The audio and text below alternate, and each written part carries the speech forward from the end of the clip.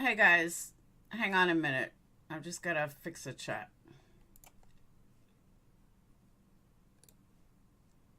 Whoop. I can't believe I made it back before them. I even got 3 boxes packed. Hold on.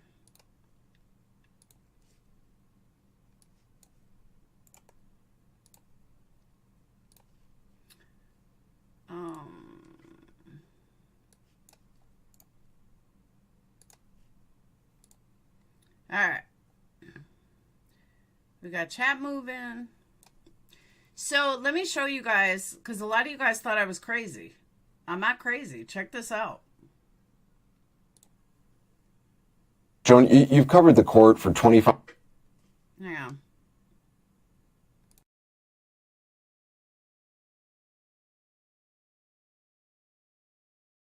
Stunning on so many. For 25 years, you have written multiple books on the court, including Chief Justice Roberts. What is your initial reaction to this?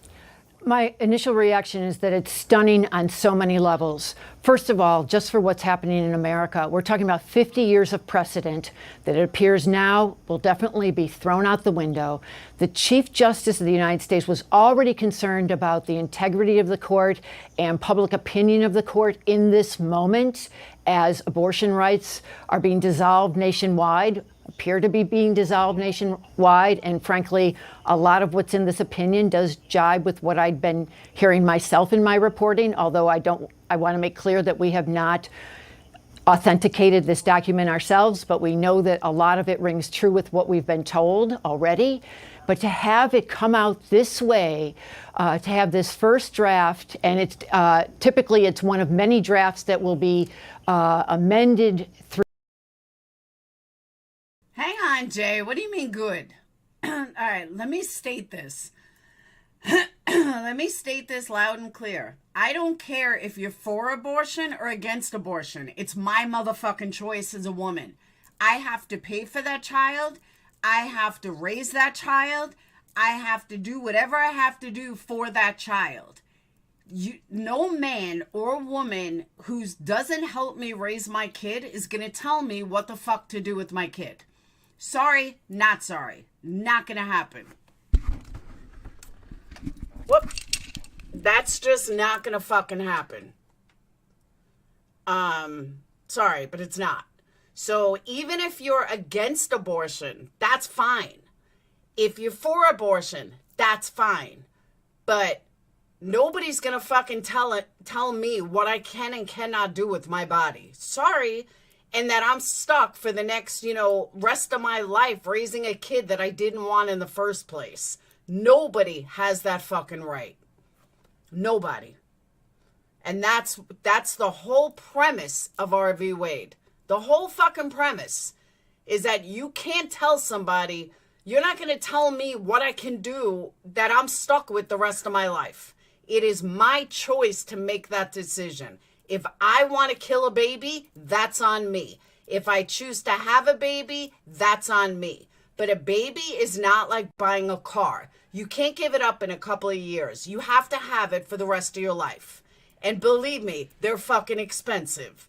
And nobody's going to tell me they can't do that. Am I really that low? I don't know why I'm low. Let me take a look. Am I that low? But Sporting, you're the only one that's saying it. Nobody else is saying I'm low. All right. Sporting, it might be your volume.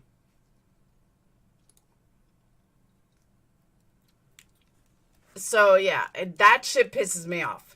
Nobody's gonna fucking tell me what I can and can't do. Sorry. When it's something that you're stuck with for life. And I hate to say like a baby is something you're stuck with, but any mother in here, you would I mean, I love my kids, don't get me wrong. I love them more than life itself. I would do anything for them. Anything. But you know what? If I had to do it all over again, would I have my kids? I don't know. Would I give them up? Fuck no. Anastasia, we agree on something? No. Hold on. Anastasia, we agree on something? Yeah, I'm loud. But yeah, that shit pisses me the fuck off. Pisses me off. Because nobody, upon nobody, is going to tell me what I can do with my own body. Sorry, not going to happen. So I can't even believe that this is happening. But let me finish playing it before the trial comes back. Through the next couple weeks, but it looks like it's about to sail through at least 5 justices, probably just 5 justices, ready to overturn Roe v. Wade. The Chief Justice, who likely was not part of that vote because what we believe is that the chief was ready to uphold the Mississippi law that was a ban on abortions after 15 weeks of pregnancy, that he had the majority for that part of it, a 6-justice majority, but 15 weeks, I can live with that because that's a long time. A baby is a baby at 15 weeks. So I don't disagree with that. What I disagree with is states that I live in where they give you 3 weeks. That as soon as a heartbeat happens, they're out. Then you can't get an abortion. Well, most people don't know they even are pregnant for at least 4 to 6 weeks. But 15 weeks, yeah, I agree with that. Nobody should get a late-term abortion unless you absolutely have to. Oh, this subject makes me mad. he is not with what appears to be Samuel Alito writing for a 5-justice majority that would be Samuel Alito, Clarence Thomas, and the 3 new appointees of President Donald Trump. Again, this is what Politico was reporting as part of this. All right, I'll come back to this.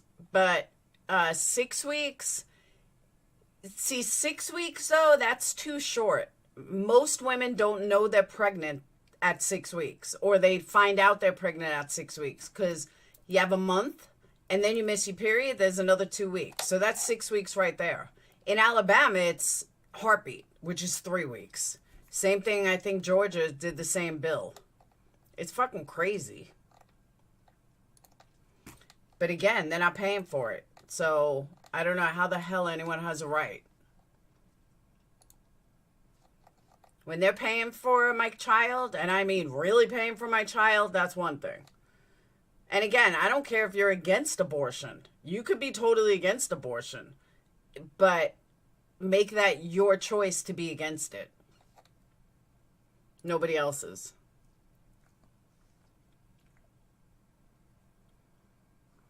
Yeah, the only time I believe in late-term abortions is if there's something really, really wrong. Like someone I grew up with, I call her my cousin, but she's not blood related. She had a late-term abortion, but her baby's insides were growing on the outside. And the baby wouldn't have survived. And she had to have an abortion at 7 months. You know, that's a medical emergency, which she had to have. She would have given birth to the baby, the baby would have died instantly. Something like that I agree with. And then she ended up having 2 more healthy kids. Exactly. Well, some people do, Anastasia. At like states that are that it's legal to get a late-term abortion, people do have abortions at 20 weeks, 21 weeks. I mean, crazy. Healthy babies, too. They decide they don't want it. No, certain New York, I believe you could for a while.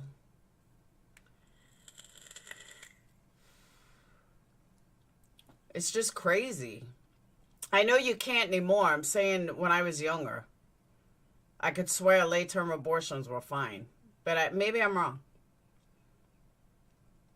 That's what I'm saying, Adrian. Here, in a Republican state like I live, they don't give a shit if you were raped or not. You'll keep that baby.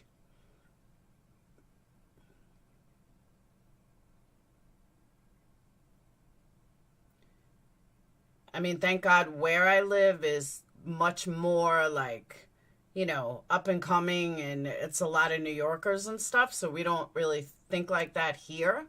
But the state of Alabama as a whole, oh yeah. Get pregnant at 15, no problem.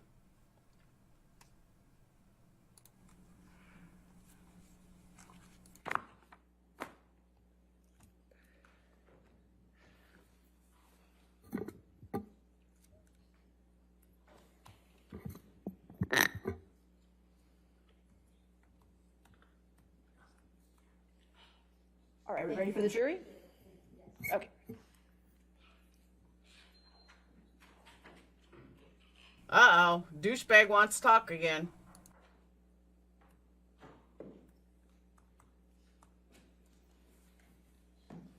Johnny looking all dapper. Notice, though, that she's always looking at him and he's never looking at her. I took notice of that.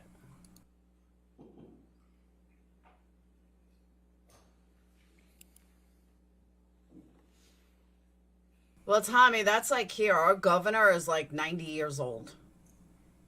She signs bills. I'm like, what is wrong with her?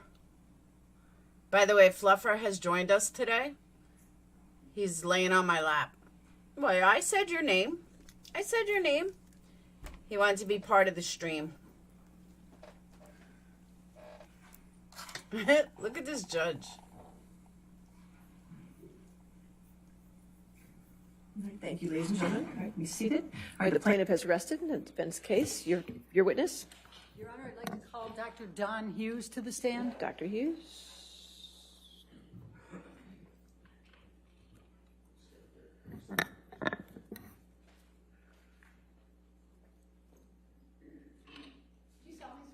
But you know what I mean, though? He has not looked at her once. She is always staring at him. Always. And on break, I was listening to Emily D. Baker. She really didn't say anything I haven't said. Good afternoon.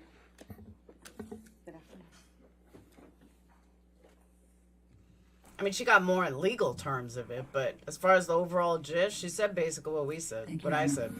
Will you please state your name? Dawn Hughes. And what is your profession? I'm a clinical and forensic psychologist. And where is your practice located?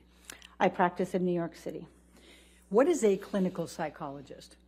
Sure, so a clinical psychologist is somebody who assesses, evaluates, and treats individuals who are suffering from a variety of ailments or problems in their lives. It could be a major psychiatric disorder, and it could be problems in living. Clinical psychologists also participate in training, in education, and in research ventures. And what is a forensic psychologist? So a forensic psychologist is someone who applies the science and principles of clinical psychologists to a particular legal question at hand. And please describe your background in terms of your education, please, for us. So I received my bachelor degree in psychology from Hamilton College, which is in upstate New York. I then received my master's degree and my PhD from Nova Southeastern University, which is in Florida. I then had to complete my year-long internship, and that was at Yale University in the School of Medicine in the Department of Psychiatry. And there I did 2 full-year rotations. I did a year rotation in the Substance Abuse Treatment Unit and another year rotation in the West Haven Mental Health Clinic, where we saw individuals suffering from a wide array of difficulties and psychiatric illnesses. After that, I had to complete my postdoctoral fellowship, which is another year that's required in order to get licensed. And that was back in New York at Cornell Medical College in the Anxiety and Traumatic Stress program there. Please describe your training and experience in psychology and trauma. So my experience in trauma has been predominantly throughout graduate school. I started at a domestic violence program that was housed within our community mental health center of the university. And that program, we saw both men and women who were coming through the program. The majority of the men were court-ordered for batterers intervention programs to participate in mostly group therapy because of their behavior in intimate partner violence, domestic violence. We also treated the female victims who were victims of intimate partner violence mostly in individual therapy, but we did run some groups there as well. After that practicum experience, I went to work at the Veterans Administration in their outpatient psychiatry clinic. And in that clinic, I treated mostly, this was Florida, so they're much older adults, so we saw a lot of Vietnam-era veterans and actually World War II veterans in that program, and a few of veterans who served combat in the first Iraq War.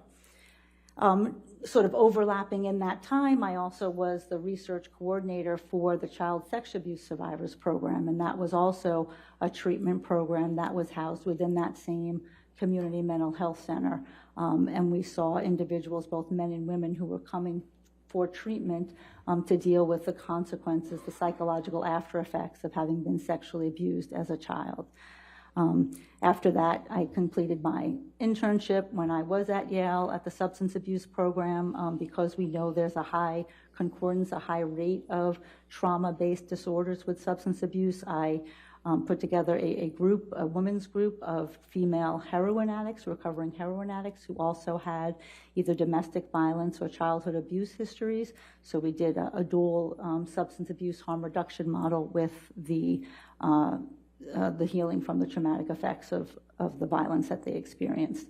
On my postdoctoral fellowship, I was in the anxiety and traumatic stress program.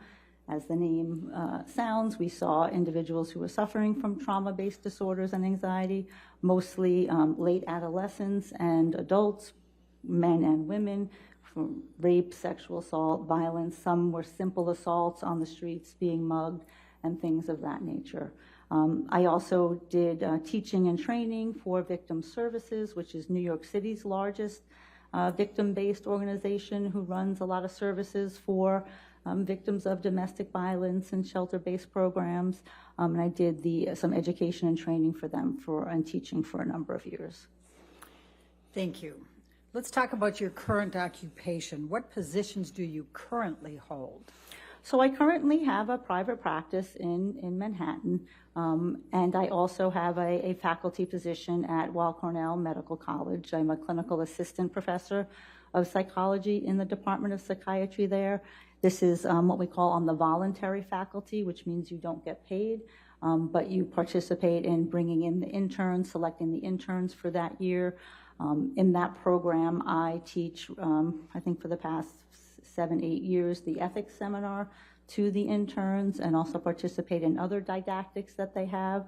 I'm also called upon to sort of troubleshoot difficult scenarios that clinicians, either trainees or full-blood clinicians, might have if there's an issue of intimate partner violence or child sex abuse and they don't really know sort of what to do in that situation. I get consulted to do that.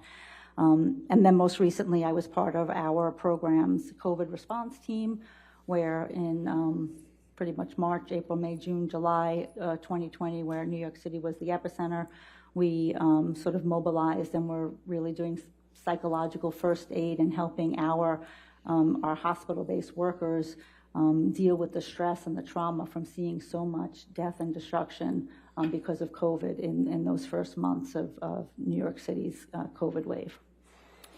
What does your independent practice entail? So my independent practice is predominantly, I say 3 things. The bulk is I see individuals in therapy, 2.5 days. I see people who come to my office who are mostly dealing from, the traumatic effects of victimization, childhood abuse, rape, sexual assault, sexual harassment, domestic violence. And I see these individuals in therapy. I do have a percentage of individuals who do not have a trauma history, and that's usually the anxiety disorders that I see. They may have panic disorder or generalized anxiety disorder or other difficulties and just relational difficulties or problems in living.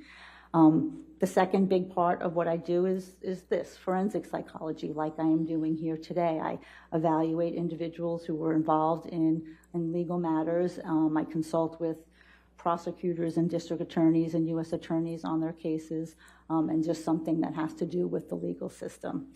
And then the other smaller percentage is the engagement in professional activities in the profession.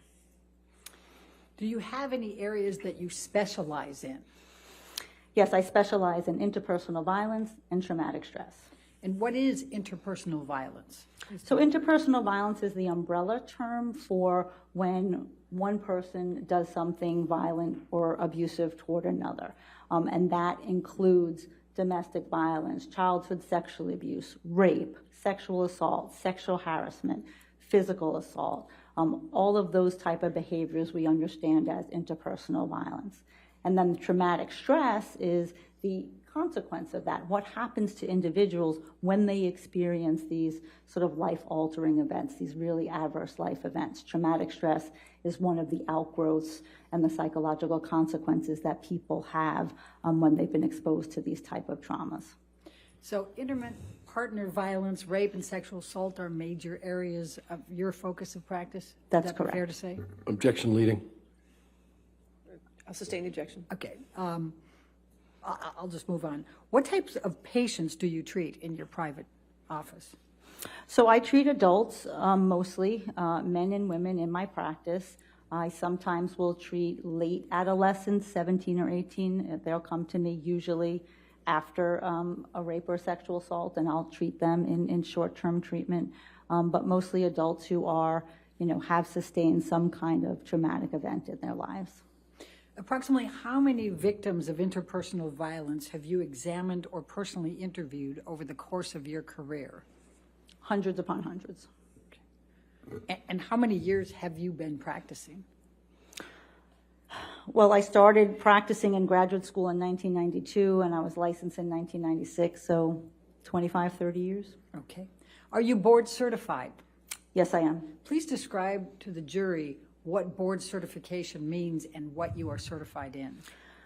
Board certification is the highest degree of postdoctoral certification that a psychologist can obtain.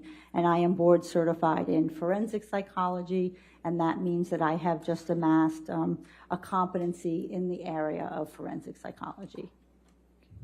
And are you licensed to practice psychology? Yes, I am. And in how many states are you licensed? I'm licensed in 3 states, in New York, North Carolina, and Connecticut. And then I have some temporary licenses in other states as well. Have you published in the area of your specialization? I have. I am not predominantly a researcher or somebody who writes. I'm a clinician. I'm doing direct clinical service. But over the course of my graduate school and postdoctoral time, I have published some things, yes. And have you published a book chapter relating to rape and sexual assault? Objection leading. Overruled. Yes, I have. Rape and sexual assault in adult women. And have you published any book chapters relating to structured or clinical assessment of risk or violence? Yes, I co-authored a book chapter entitled, I guess it's a Structured Clinical Assessment of Risk and Violence. Okay. Have you given any other trainings or presentations to mental health professionals in the area of trauma and abuse? Yes, I've given many trainings at national conferences, at legal conferences for attorneys, for mental health professionals, on understanding trauma and how trauma may show up in the courtroom, on understanding what a victim of intimate partner violence might look like, of understanding the difficulties that a rape victim might have to come into court to testify. And training just regular sort of mental health professionals on how to understand trauma, how to look for trauma, what does it look like when it comes into your office, how do you treat it, how do you assess it. All of those factors I've done a number of trainings on. Have you been invited on any occasions to train attorneys and judges on trauma and violence? Yes, I have. I was invited by the Judicial Conference to be part of the training curriculum to train our New York State Supreme Court justices on issues of intimate partner violence and traumatic stress. Some of the things that I've just been talking to you here about how to understand what happens in those situations, how to understand the myths and misconceptions that may abound in these situations, and how you can sort of more accurately understand what a victim is talking to you about and telling you when they come into your courtroom. Have you given any presentations to judicial symposiums on domestic violence?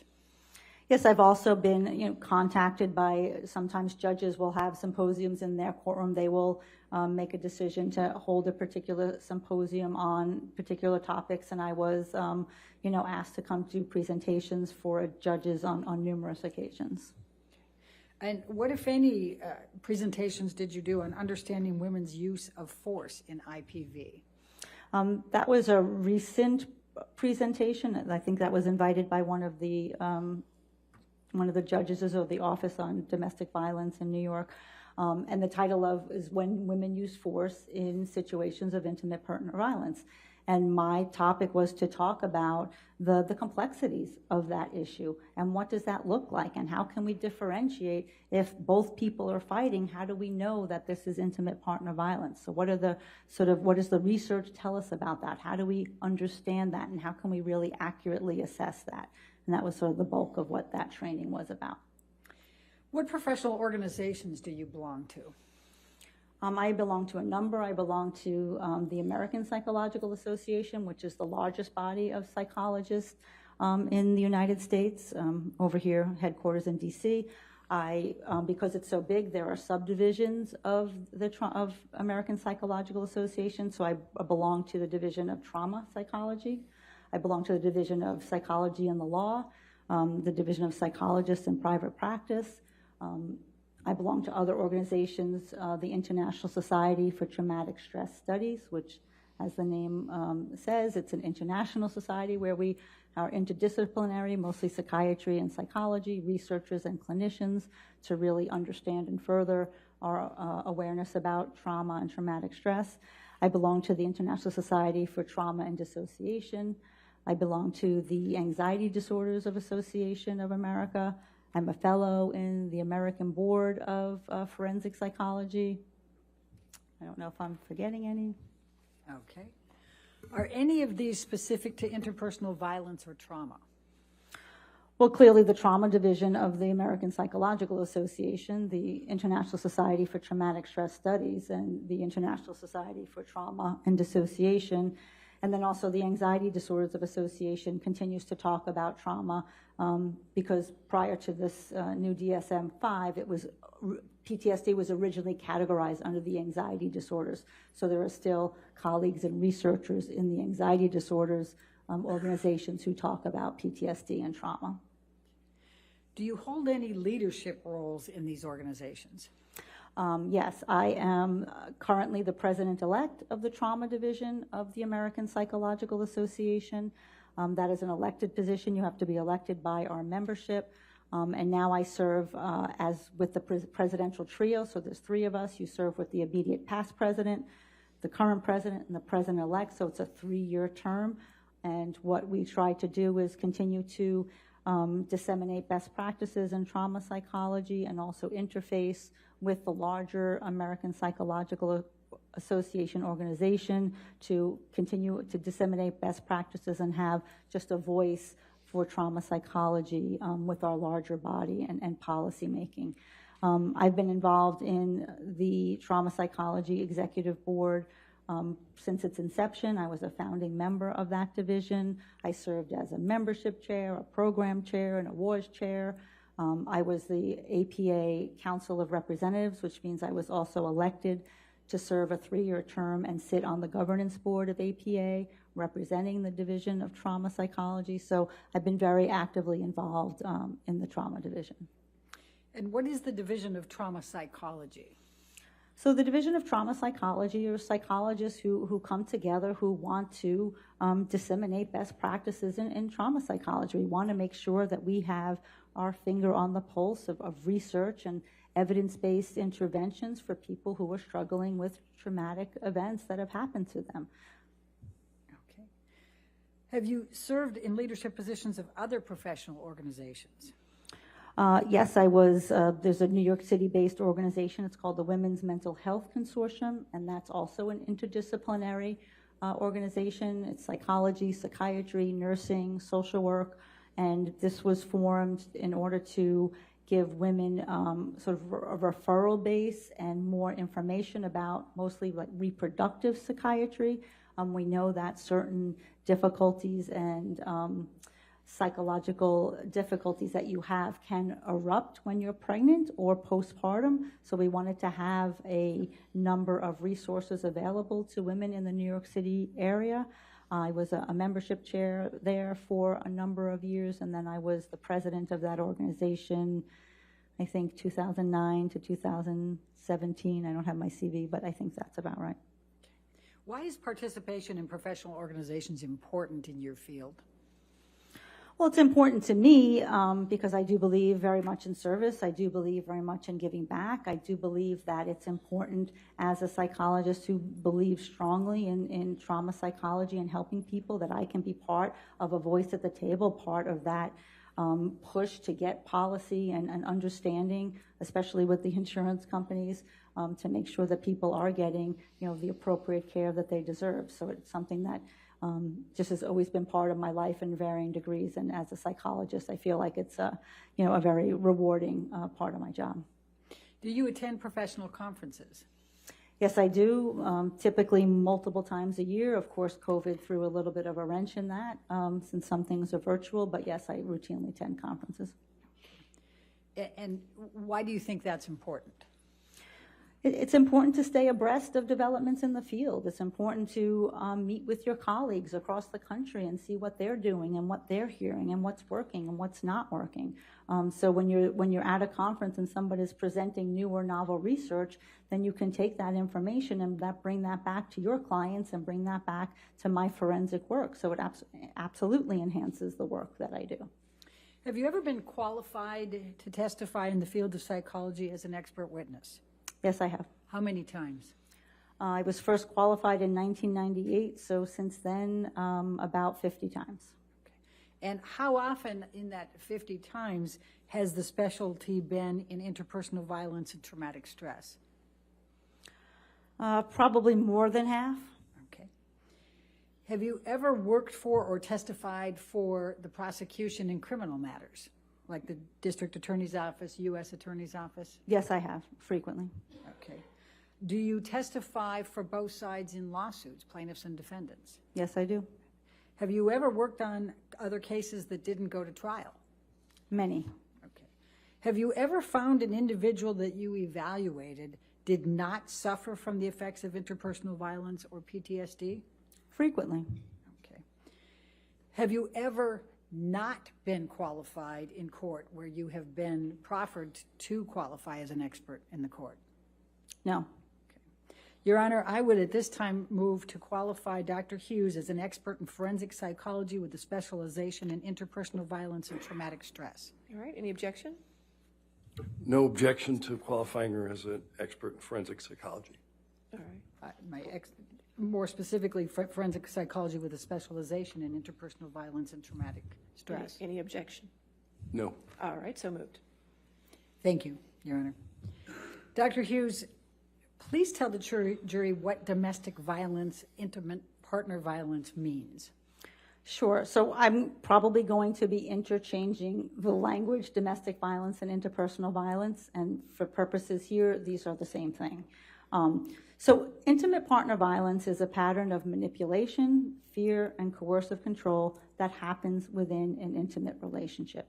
It constitutes using a variety of abusive behaviors, and that can be physical violence, sexual violence, psychological aggression, emotional abuse, stalking or surveillance behaviors, and economic abuse.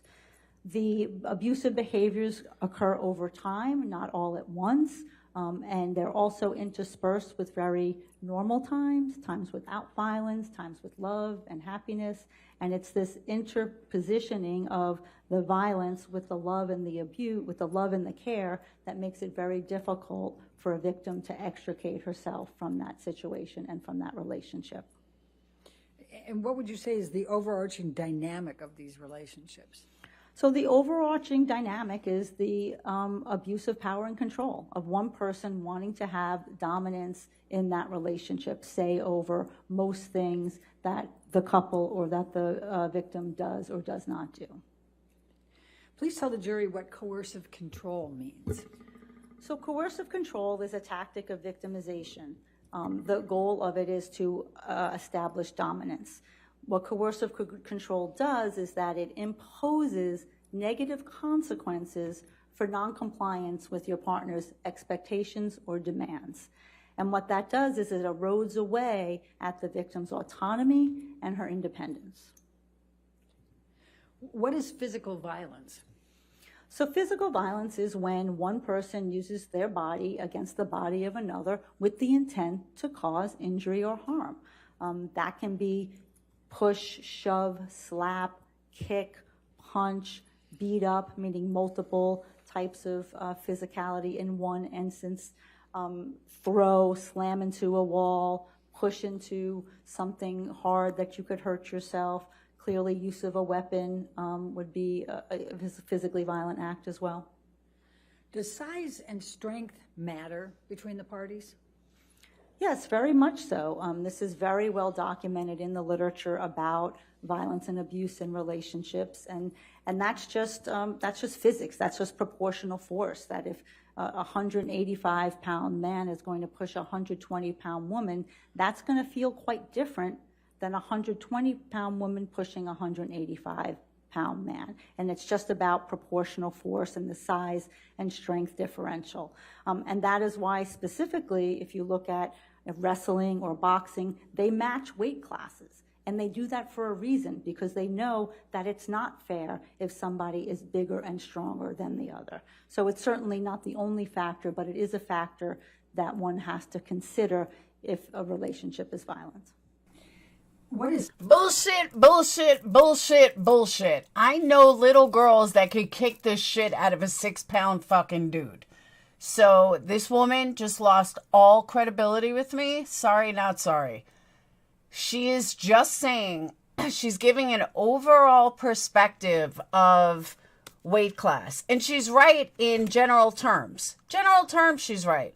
But she is such a textbook therapist. She's probably never been in a domestic violence relationship. She's never dealt with, like, a true narcissist or psychopath that can manipulate the best of them. Like, she's fucking crazy. She's such bullshit. psychological aggression?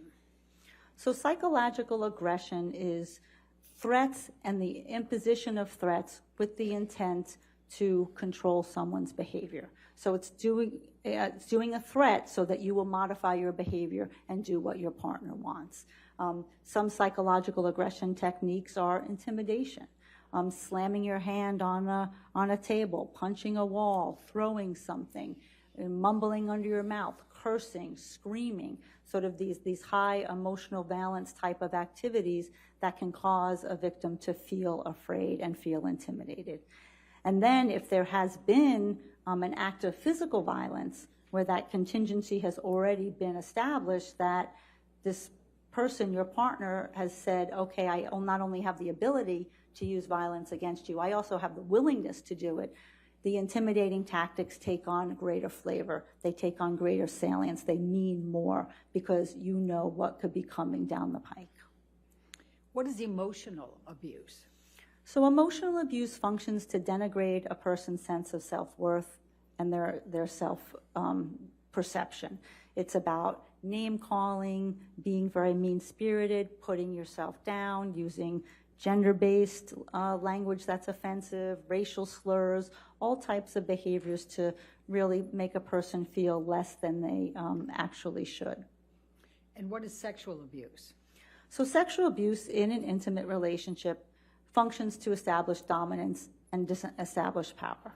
What it is simply in the psychological and psychiatric communities is forcing someone to do something sexual against your will when you did not want to. It can be forced sex, either forced vaginal, oral, anal sex. It can be forced to engage in any other type of sexual act that you may not want to do.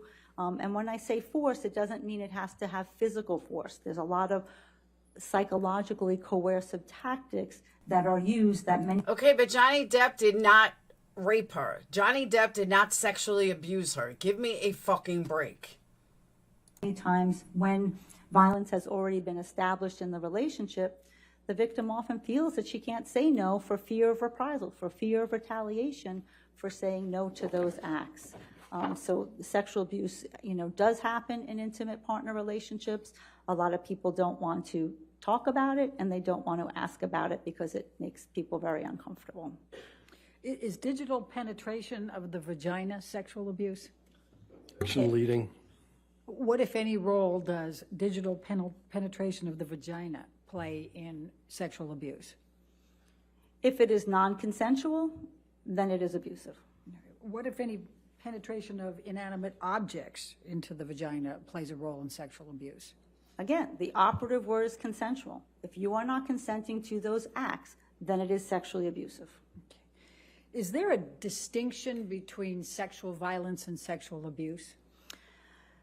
Not really. Sexual violence is a term of art. It is the overarching umbrella that we in the psychological and psychiatric communities talk about. So if we are looking... All right, question then. Why didn't she record it? If it was such a rape and it was so bad, how come she didn't record it? She recorded everything else. Because they're saying that he I guess used a wine bottle or whatever it is, or a vodka bottle, either way. Why didn't she record it?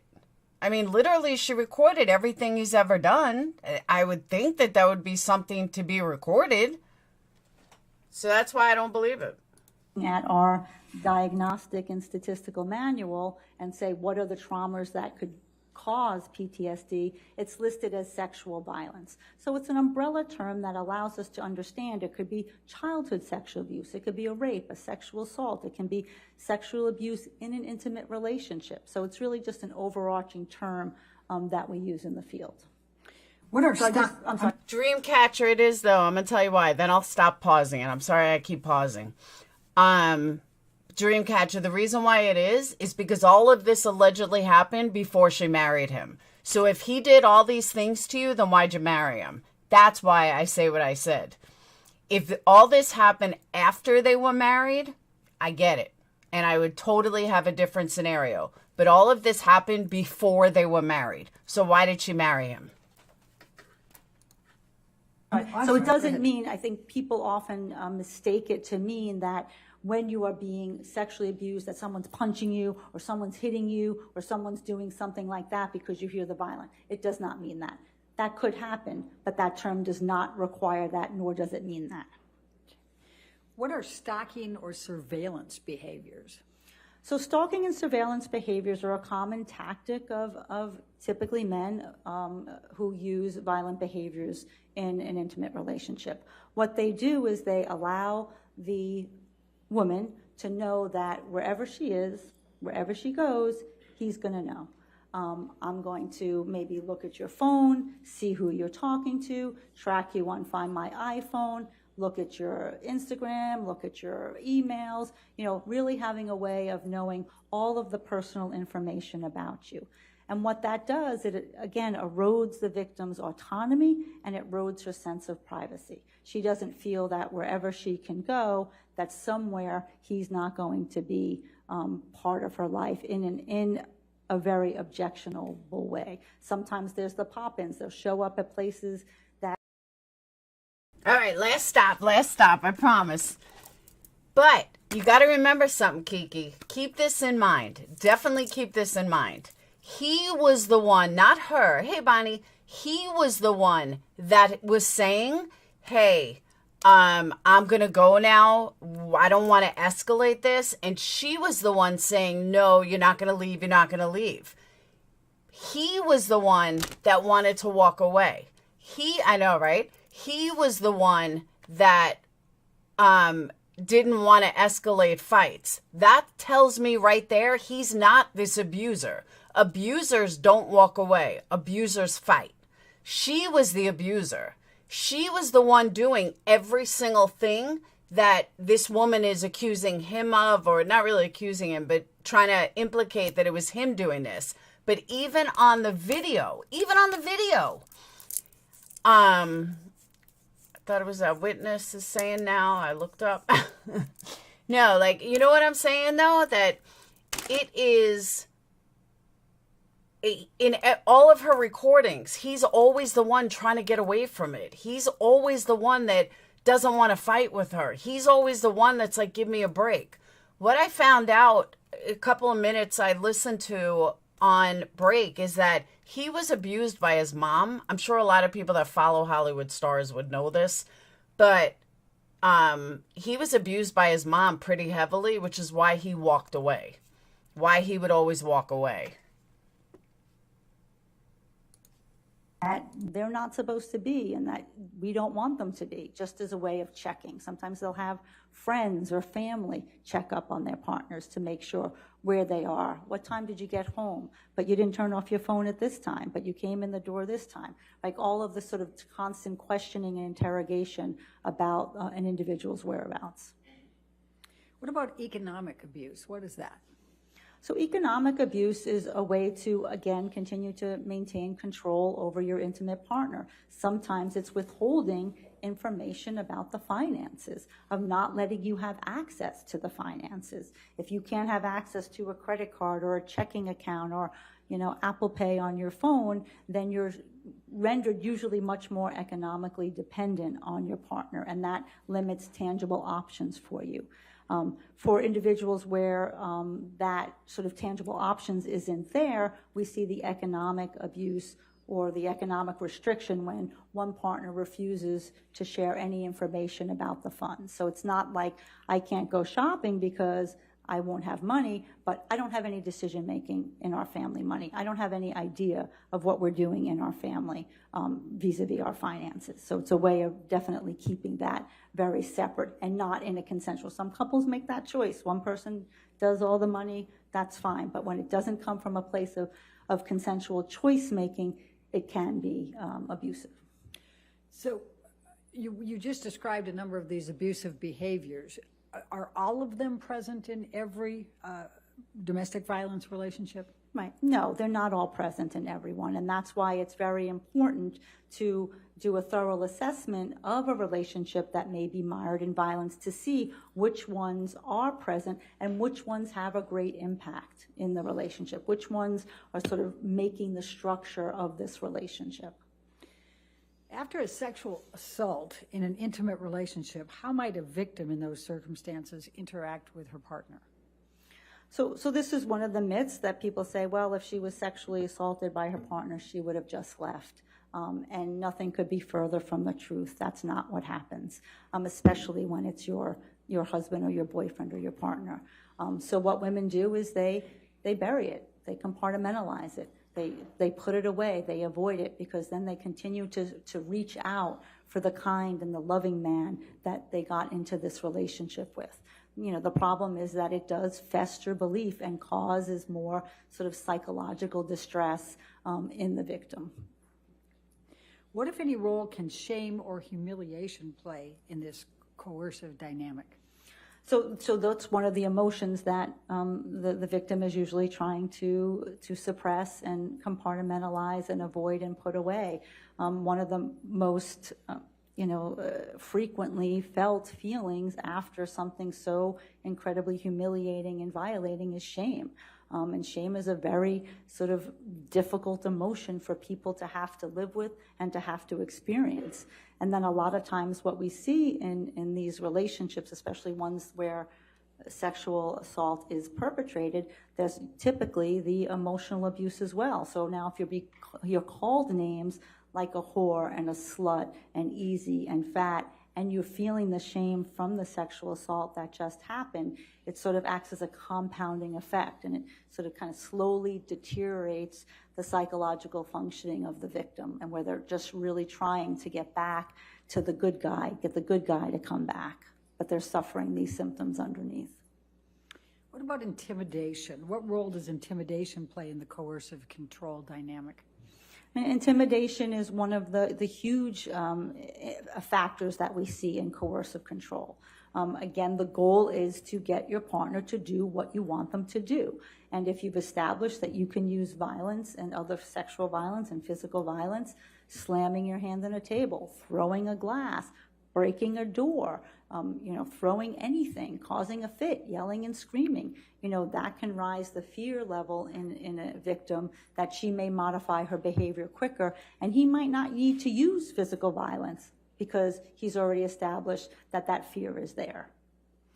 What, if any, role could writing obscene messages play in being considered intimidating behavior? Objection leading.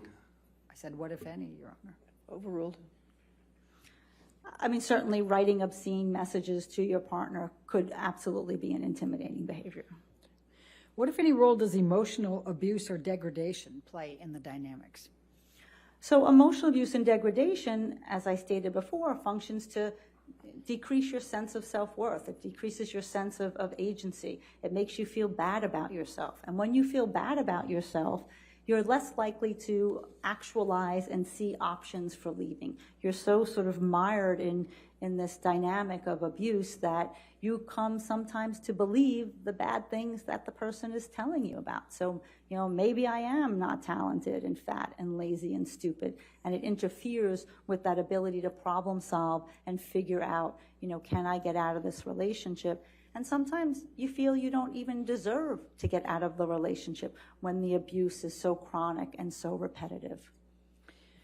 What role does surveillance as a means of control play in that dynamic? So surveillance... Objection leading. I don't think that's leading, Your Honor. Overruled. Go ahead. So surveillance functions to let the victim know wherever you are, there I am. So it makes her feel not secure in her movement, feeling that she has to restrict her movement. Her movement is not hers alone. It usually increases hypervigilance. It increases fear. It increases the need for yourself to mark where you've been and what you've done so that you can go back and prove it to your partner, because you know that there is going to be an interrogation later. When this pattern has been established, show receipts, you know, show me your iPhone, where were you, what's your Google location at? You know, those are some types of surveillance behaviors that puts the victim very much on edge and increases that level of anxiety and trepidation. What role does possessive jealousy play in these relationships? So possessive jealousy is a very difficult dynamic in intimate partner violence. It's very common in situations of coercive control. It's rooted in possession, that the gentleman feels that he can possess her and that he can have her whenever he wants. It's very possessive dynamic. But the accusations, the problem is when you make the accusations, the woman's forced to refute the accusations. So they're continuing in this dynamic where she's trying to prove, I didn't do what you said, this didn't happen. And then unfortunately, sometimes it escalates because the man is not taking the no for an answer, because this is a perseverative, obsessive pattern that's very difficult to penetrate, that often these type of conversations lend themselves to physical and sexual violence. Does this dynamic happen overnight? No, it doesn't happen overnight. It happens over time. We don't, a woman doesn't get into a relationship with a man who's beating her up and sexually assaulting her and calling her names and doing all that. She gets into the relationships for all the right reasons, just like we all get into relationships, for love, for companionship, for kindness, for a future. But then slowly, all of these behaviors start to take form. And I always say it's sort of like sucking the oxygen out of the room, and then before you know it, you're suffocating. So, and that brings me to my next question. What role do physical abuse and coercive tactics play interspersed with normalcy and positive moments? Objection compound. I'll sustain the objection. Okay. I'll figure this out some way. What role does love and normalcy play in these dynamics you've been describing? Objection compound. Overruled. Thank you. So love and normalcy are almost always in these relationships. That, when you are in a lull and the violence is not happening, you're back to sort of the loving man that you wanted, the person who you wanted to be with. And when you pair sort of this violent dynamic, physical violence, sexual violence, with love and attachment, it creates a trauma bond. It creates a psychological bond.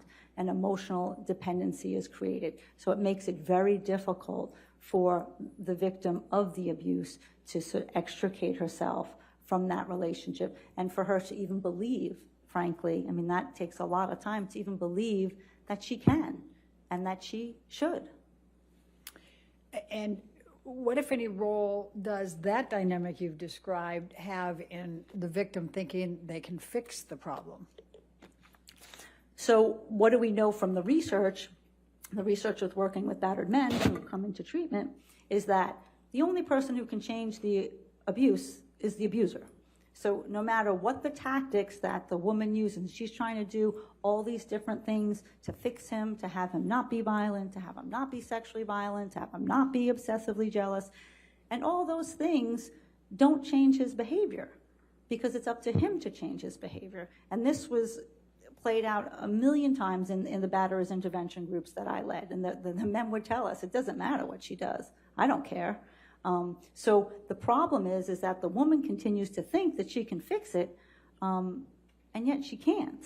But she's the one who's then rendered sort of helpless and hopeless because everything that she's trying to do is failing. What is the cycle of violence? So the cycle of violence is one way to describe this domestic violence pattern. Typically what we see, and the cycle can be different in a variety of relationships, but typically what we see is in the first phase, so sort of multiple 3 to 4 phases. In the first phase, there's a tension building phase.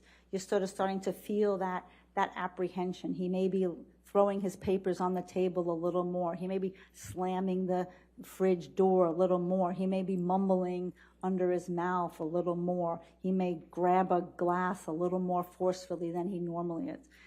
And then there's the incident phase. Then there's the blow up, where the violence, the abuse, the screaming, the sexual violence or the physical violence, all that occurs. Then we come to the contrition phase. Pearl Bubbles has a really good point. He's never been arrested for domestic violence. She has. That's a big difference. Big difference. I'm sorry. I didn't mean it. It wasn't me. I'm not going to do it again. The promises for change. And then we sort of slide into the calm phase where, this isn't going to happen again. I'm back to stable ground. I'm going to live in this place, this sort of honeymoon place. The problem in the calm phase is we often see the rationalizations and the justifications for the behavior. It's not like typically the man is taking full responsibility for what he did, but it's calm because there's no, violence and no sort of tension at that moment. And then it recurs. And then it recurs. So you're stuck in this vicious cycle of trying to figure out, how can I be with this man who hurts me, and yet I love him so much. And what, if anything, does the term love bomb mean? So the love bombing is, it's more of the colloquial term for the younger folks here, but, where you shower someone with affection and love, in this contrition and calm phase where, you're, everything about you is special. You're the best thing in the world. I'm never going to do anything to hurt you again. I would never let anyone hurt you. And it could be sending flowers and buying gifts or going on trips or your favorite restaurant. And that is, a way of where the man is trying to make those amends. And then it gets the woman hooked. So they get hooked on the kindness. They get hooked on the love. They don't get hooked on the abuse. I've never met one woman in the hundreds and hundreds and hundreds that I've evaluated who was not concerned about the violence. They're all concerned about the violence, but they go for the love. So in your experience with these dynamics that you've described, does the victim ever yell at her partner? Absolutely. Why?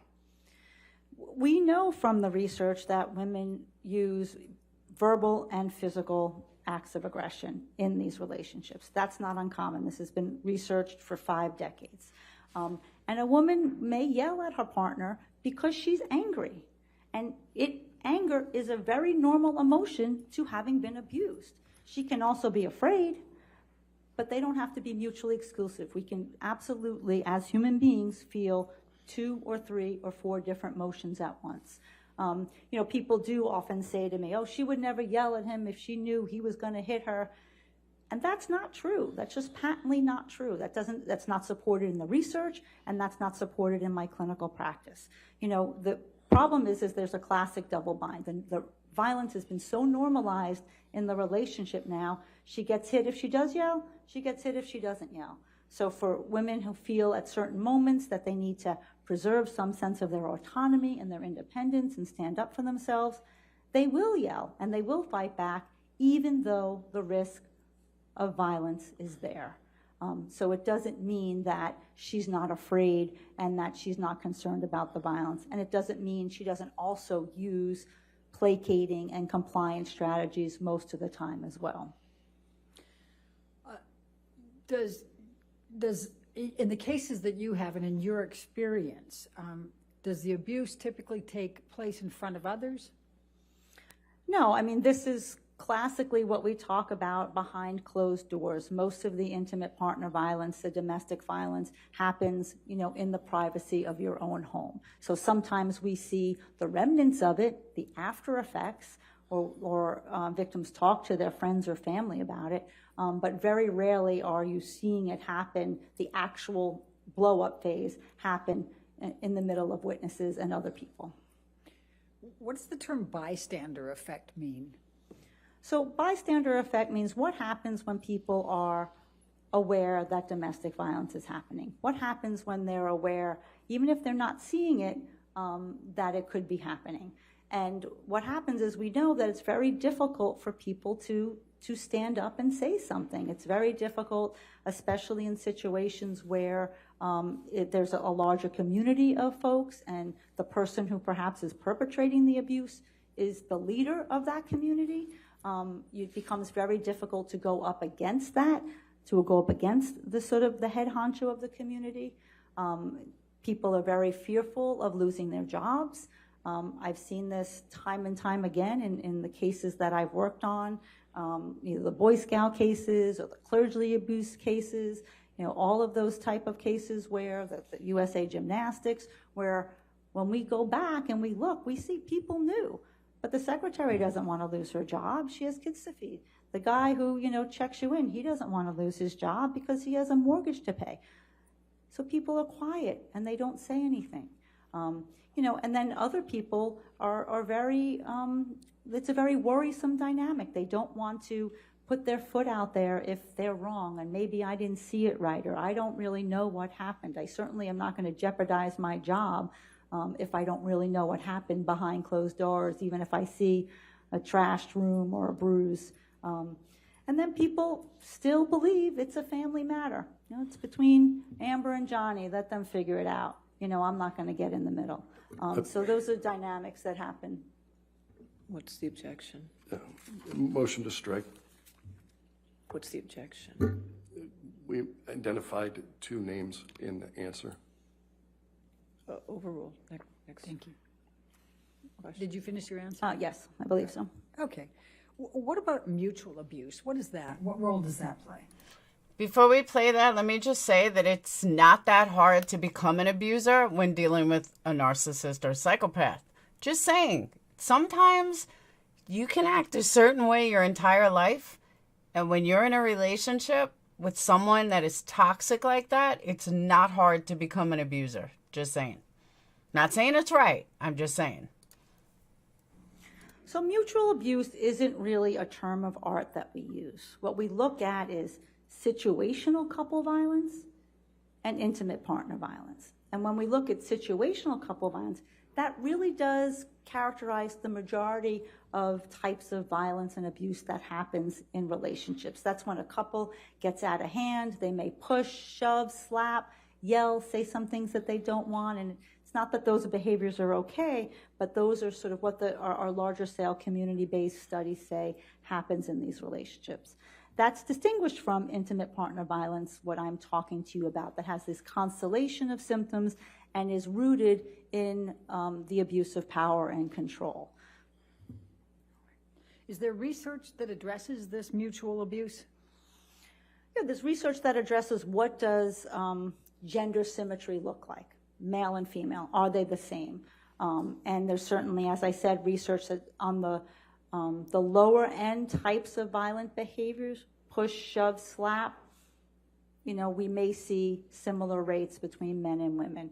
In psychological aggression, yelling, name calling, putting down, in some of our big community scale studies, we may see similar rates of perpetration in those behaviors.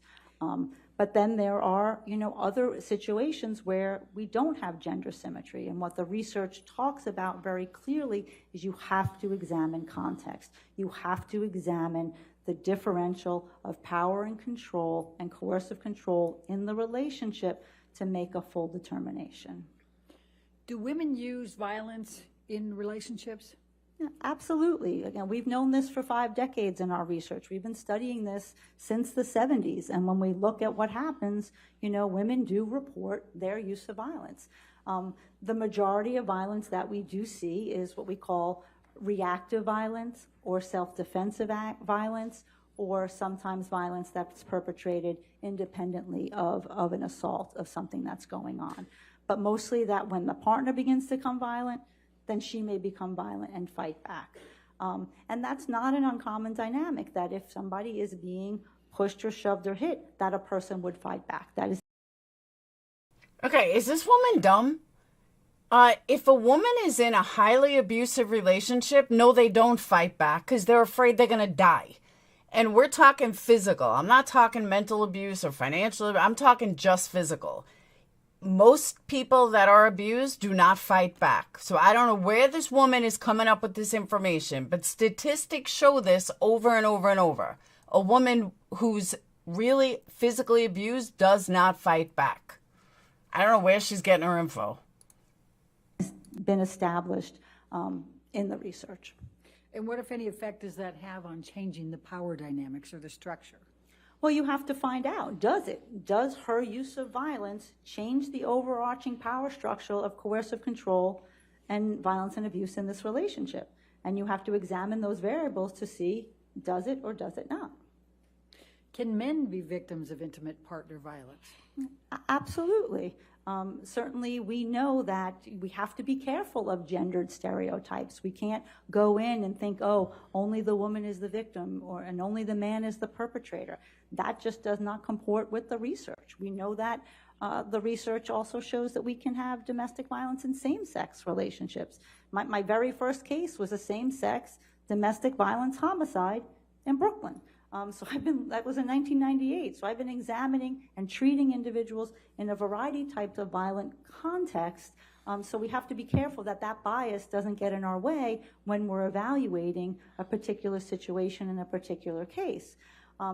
That said, we do know that there still are differences. In a heterosexual couple, in a male-female dyad, the research still is clear that there are differences. Men still perpetrate more severe acts of violence. Women are still more likely to be injured. They are much more likely to suffer sexual violence at the hands of their partner. They're more likely to be intimidated, afraid, and they're much more likely to be killed. So we know that those differences exist, but we do examine, in those individual circumstances, knowing that either one could be a perpetrator or a victim. So how are you able to determine whether a relationship is a situational violence or intimate partner violence? So I thoroughly examine all of those other variables. I look for the coercive control, who holds the power in the situation, who's able to say no, who makes the decisions, what are the consequences if you don't follow the decisions of your partner, is there sexual violence, is there intimidation and fear? Are there statistical factors that are associated with severe and lethal domestic violence? So there's a lot of data that we have in the field that we can use to assess a particular relationship and really find out what's going on. Does alcohol and substance use cause people to be violent? No, it certainly doesn't cause people to be violent. We have plenty of people who can be, struggling with substance abuse and addiction, and they're not violent. But when you have a substance abuse and addiction and you perpetrate domestic violence, it does create a much more disastrous effect. It is a co-occurring variable, and we know that also from the research that the majority of the women will report that when their partner is drinking, the physical violence goes up. So a lot of the times when he's physically violent is when he's been consuming drugs or alcohol. But she's talking about somebody that is so not Johnny Depp. I mean, I don't know him personally, But if the person she's describing is not who is on those recordings, that's what I keep coming back to. Like, people can ask me, like, well, you don't know him personally, and I don't. But I'm going on her recordings, and on her recordings, he wasn't the person that this woman is describing. The person this woman is describing is like your typical stereotypical, like Drew Peterson man kind of beater. You know what I mean? Someone that's going to kill you if you look over your shoulder wrong. But this is not Johnny Depp based on the recordings that we've all heard. So she's just describing people that's not him or the situation. When he's not consuming drugs and alcohol and he's not violent, those other behaviors continue to persist. The coercive control, the surveillance, the obsessive jealousy, the possessiveness, the psychological abuse, those usually persist. But the alcohol can just throw lighter fluid on a flame in a situation of domestic violence. Is there research that looks at how women cope with the violence and abuse in their relationships? Yes, there is. Please tell me about it. What does it say? So there's been a lot of research to talk about what do women do. That's the question that everyone wants to know. Why doesn't she just leave? And in asking that question, why doesn't she just leave, we actually are able to say, well, let me tell you what she does do. And what the research shows is women do a lot of things in that relationship. So there's sort of three main categories. One are the formal responses, the formal things that she does. Call the police, participate in prosecution of your partner, go see a therapist, go to a shelter, go to a hospital. These are sort of the very formal strategies that women can use. Then there are the informal strategies, and that's talking with your best friend, talking with your mom, talking with your friends, trying to get that emotional support from your social network. But the most common one is these personal strategies. And the personal strategies are really talking with your partner. They're trying to fix the relationship from within the confines of the relationship. You know, trying to get him to go to counseling, try to get him to go to church, try to get him to understand his ways, try to get him to get into AA or sober counseling or harm reduction model to help with his addiction, compliance with his demands, anticipating his demands, all these coping strategies that are sort of, you know, embedded within that intimate relationship. Let's talk about the calling the police. Is that a common response? It's not a common response. Many women do not want to call the police on their partners. You know, using criminal justice interventions in crimes of women and children are the least likely to be called into law enforcement.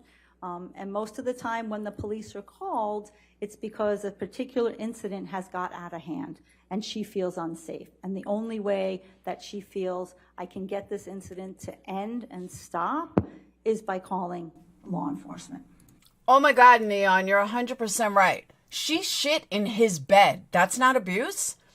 That's not abusive? Let's not forget about that. She shit in his fucking bed. He didn't shit in her bed. He didn't do anything like that. She is the abuser. Thank you, Neon. I forgot about that. Hey, Christy.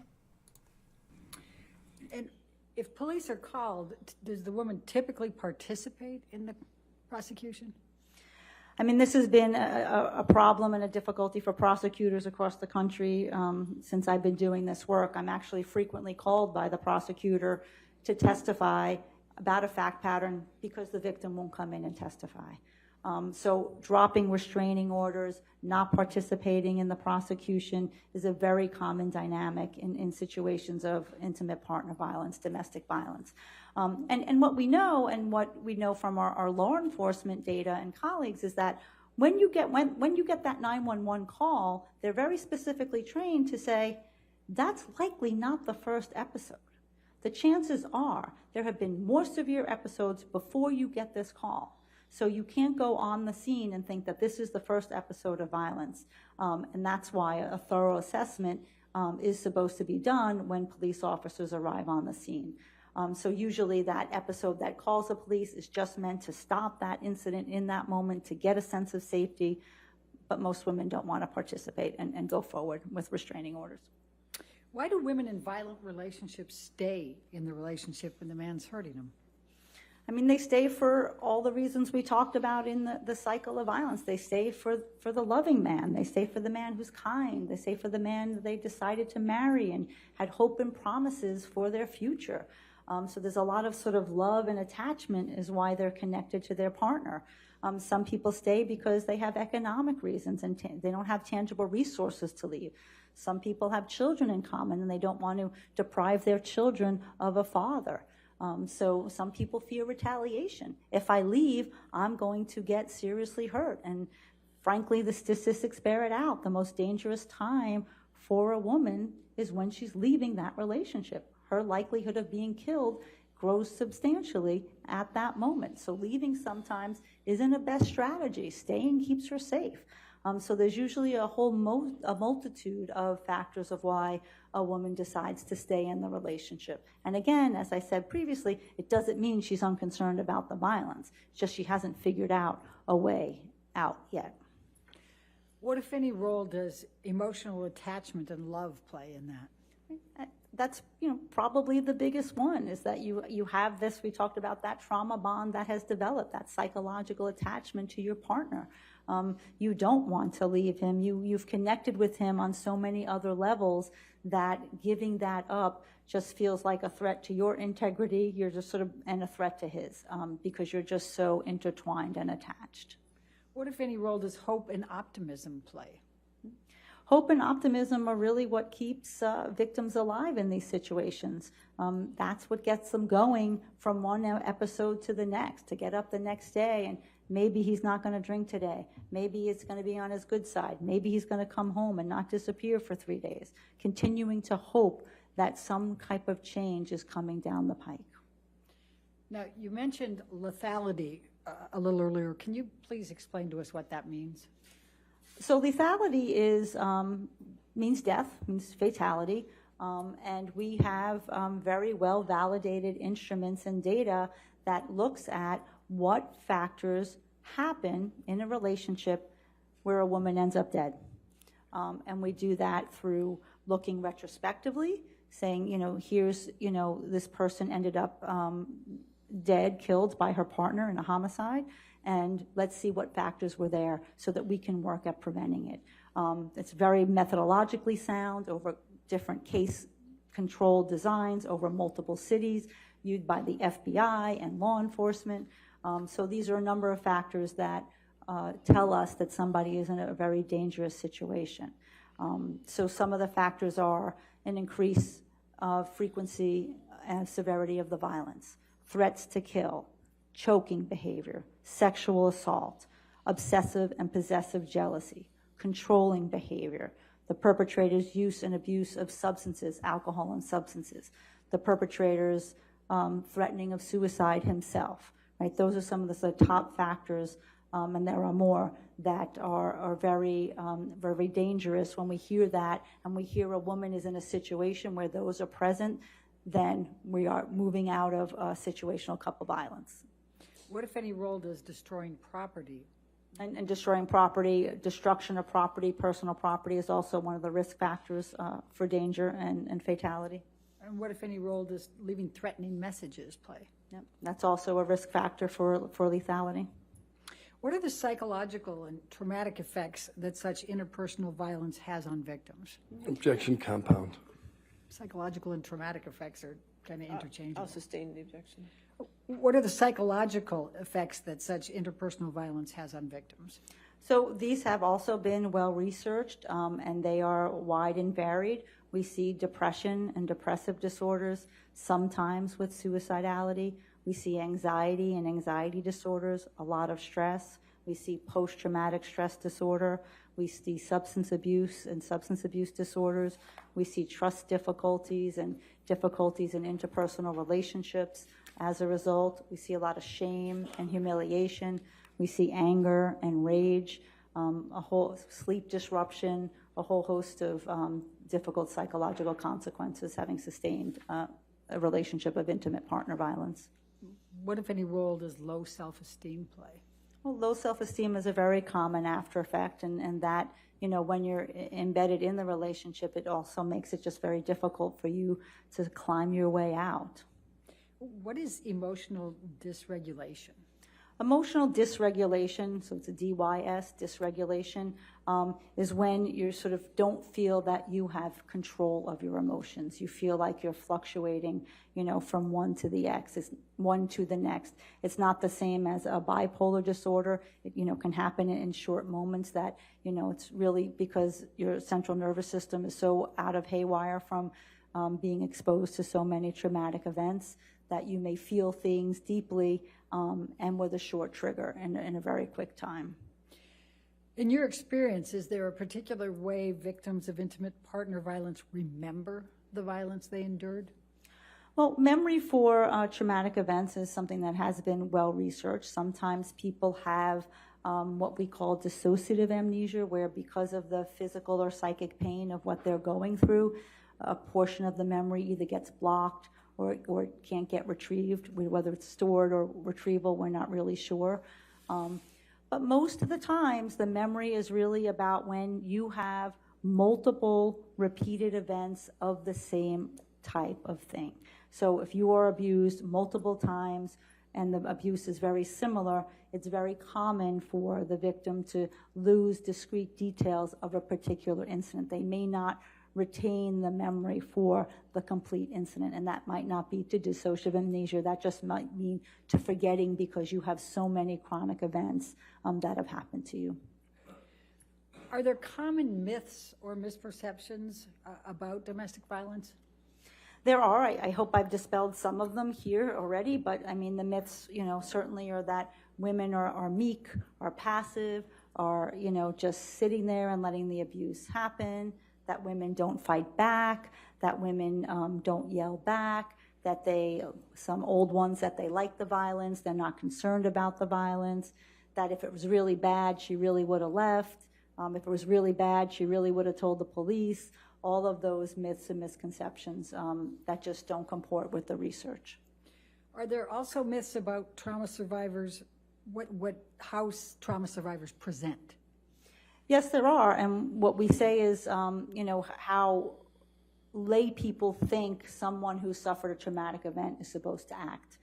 So in the immediate aftermath of a trauma, people think, oh, they should be hysterical and abreacting and emotional all over the place. And that's typically not the first reaction of a trauma survivor. The first reaction is, suppression, emotional numbing, emotional constriction. How do I get through this?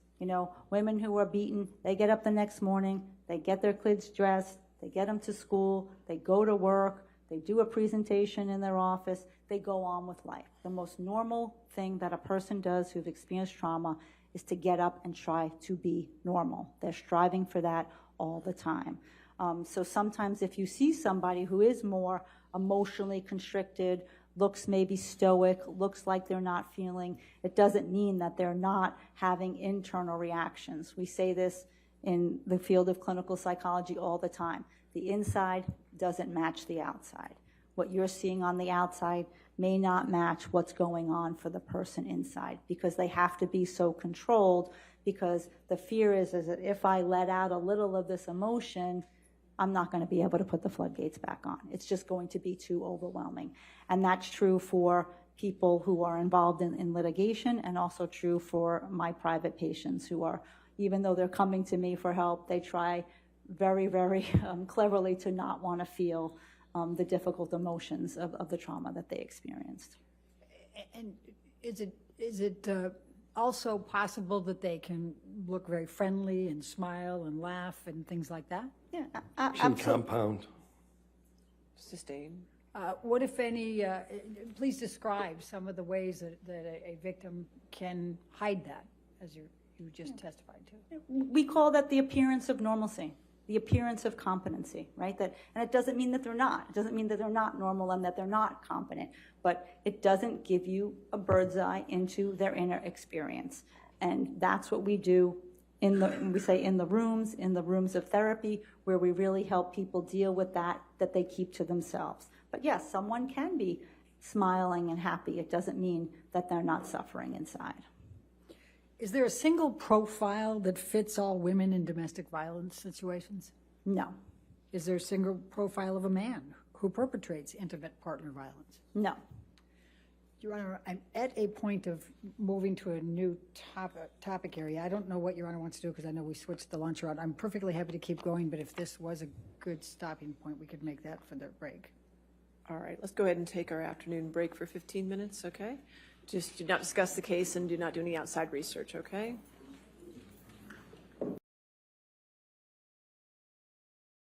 Okay, so far this woman has offered nothing of substance and nothing to have to do with this case. And I am not being biased at all. I'm basing this strictly on what we see.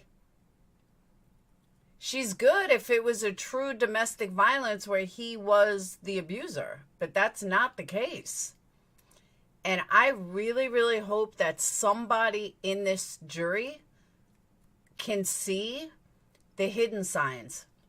Like she's constantly staring at him and he hasn't even looked her way. Even on the stand, he never looked her way, where all she does is stare him down. That's an abuser. So, Tommy, are you still in here? Peter Rabbit, you have to base it on the recordings. On the record, that's what I'm basing it on. The recordings. A lot of things, yeah, her handle on DV is spot on. However, she's aiming it to the wrong person. Tommy, you are still in here. I want to tell you a little story. I've told this story before, but you said something earlier that really triggered it. You were saying that nobody becomes an abuser later in life per se. I said that about a criminal record that I have thanks to my ex. And I went for a job it wasn't even a job, it was an internship at Palm Beach County Police. And they told me that they couldn't. And I said, look, every single thing on my record falls between 2010 and 2014 or 2013. Every single thing on my record. Those are the years, or 2009. Those are the years that I was in a custody fight. Nobody becomes a criminal at 41 years old. They just don't. I was like, this was all done in a custody fight, and it didn't matter because there was a domestic violence on it. So my point being is that a logical person would say, hey, well, nobody does this at 40 years old, or nobody becomes this at 40 years old. But the courts, the police, they don't see it like that. They see, well, it's possible. It has happened. So logically, I agree with you. But for some reason, the courts, the police, and everywhere else just don't get it. So I just want to tell you that. Because when you said that, it reminded me of that. But yeah, to me, every single thing that I feel is based on the evidence that has been presented. And that evidence is those recordings. She thought those recordings were going to be so bad when they're not. And remember, it's just like context. You can take a small part of something and make it the worst thing in the world. It can sound horrible when it's not even your intention or what you meant. If my boyfriend, husband, or whatever told me they want to use a wine bottle for sex, I would say, yeah, I think you have emotional issues. Now, if she said it because they were high as fuck and let's say he was on coke and he couldn't get hard, I could think of other things to use besides a wine bottle. But to each their own. I mean, some people are into kinky sex. You never know. But somehow I think that was either mutual or it didn't happen or something. But I highly doubt he raped her with a bottle like they were trying to imply. She's very biased. Public opinion is that a criminal or abuser may not have been caught. Very true. But yeah, I could not even get a fucking, whatchamacallit? A, internship. Not even an internship based on my custody fight. I'm telling you guys, tell your kids, don't ever get a domestic on their record. Ever. Ever. It will destroy everything you ever worked for. And I was in my master's program at the time. I was going for criminal justice. Could not even get an internship. No joke.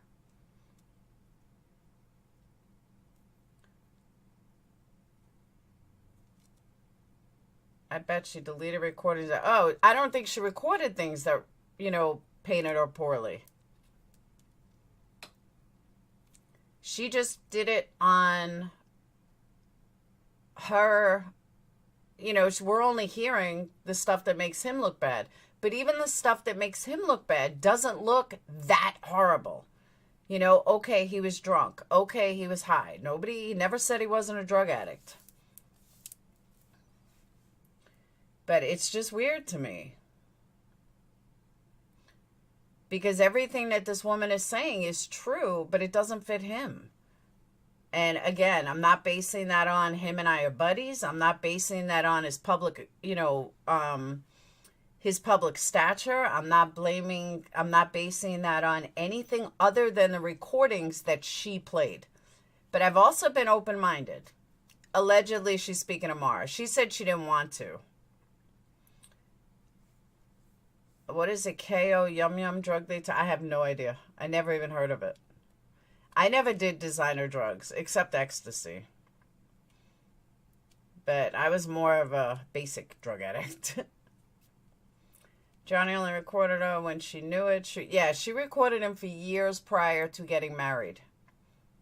Years prior. Designer drugs are like MDMA, this KO, Flacca, that's designer drugs. She's claimed 3 days he held her locked up at home in Australia and beat her and raped her. Yeah, that I don't believe. Where's the recording? Hey, Clarissa. Oh, absolutely there's plenty of drug addicts that weren't. She set him up, absolutely. Only on YouTube videos, Candy. Like shit, drugs like that? Yeah, no. I got no desire to eat somebody's face off. Nope. In a literal term. That's right, Pearl.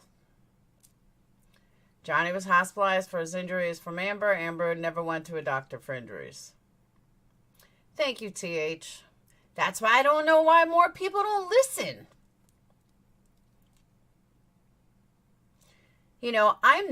I'll be honest with you. I'm not smooth like Emily Baker.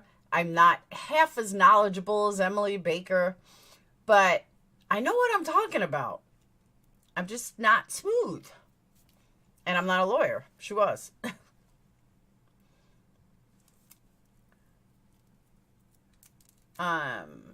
Johnny's Winona Ryder was with him for years, never said anything. Who else? His first girlfriend, the one mother of his kids, said he was never abusive. Like, you just don't, well, I can't say you don't become abusive, because I will say, like I said earlier, a narcissist will fucking make you to the point where you're abusive. You want to kill them. You want to hurt them. Thank you, D-Lan. You want to hurt them. Oh, by the way, guys, this is what I was told from a friend of mine who's a much bigger YouTuber, is that push likes, thumb ups. They're free, and there's a reason they have them. It puts you more out in the algorithm. So I'm going to push everybody, do thumb ups. If you're not going to super chat me, you're not going to become a member, that's fine, but hit that thumb up. They're super, super important for me hitting the algorithm. So there's like 600 views on this video. I should have 600 thumb ups. There'd be multiple. I totally agree, Tommy. Notice she doesn't have any of it recorded. She has everything else recorded, but she doesn't have that recorded.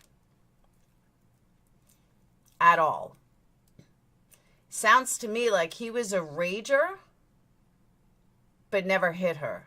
He was just like that kind of personality, where he just raged. Comment engagement helps too. It does, but I heard the thumb ups are really big. I know that if you get over 500 thumb ups, you go on that algorithm much easier. But like I said, a very big YouTuber told me, you got to get those thumb ups. YouTube loves those thumb ups. What's this half emoji? What half emoji? Yeah, it'll be interesting. I have a feeling she'll probably take the stand when I'm in an IEP meeting tomorrow, but there's nothing I can do about that.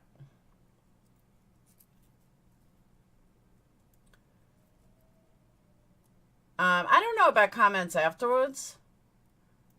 Maybe. But I mean, I get a decent amount of comments for most videos. No, thumb downs. Yeah, thumb downs do the same.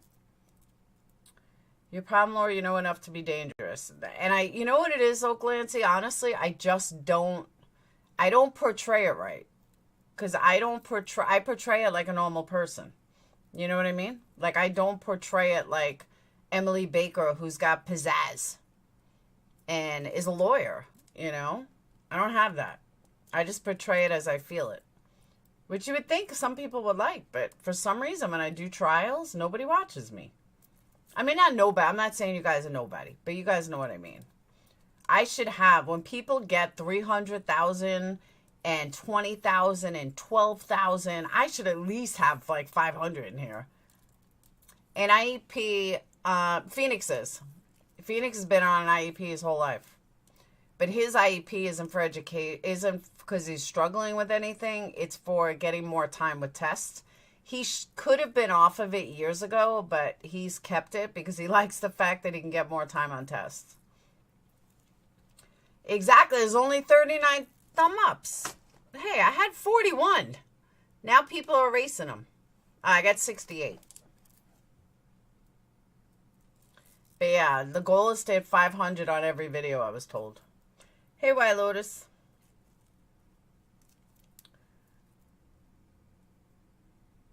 Oh, I agree with Candy. I totally agree.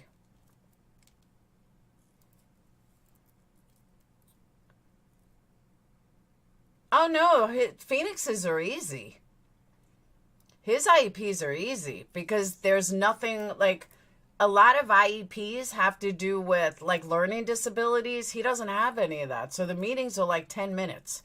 Like, well, he's on a roll here and on a roll here and on a roll here, and there's nothing to discuss.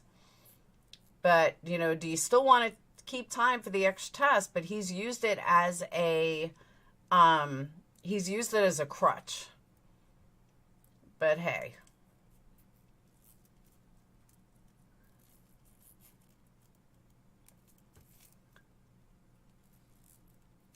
But his latest ACT, you want to hear a funny story?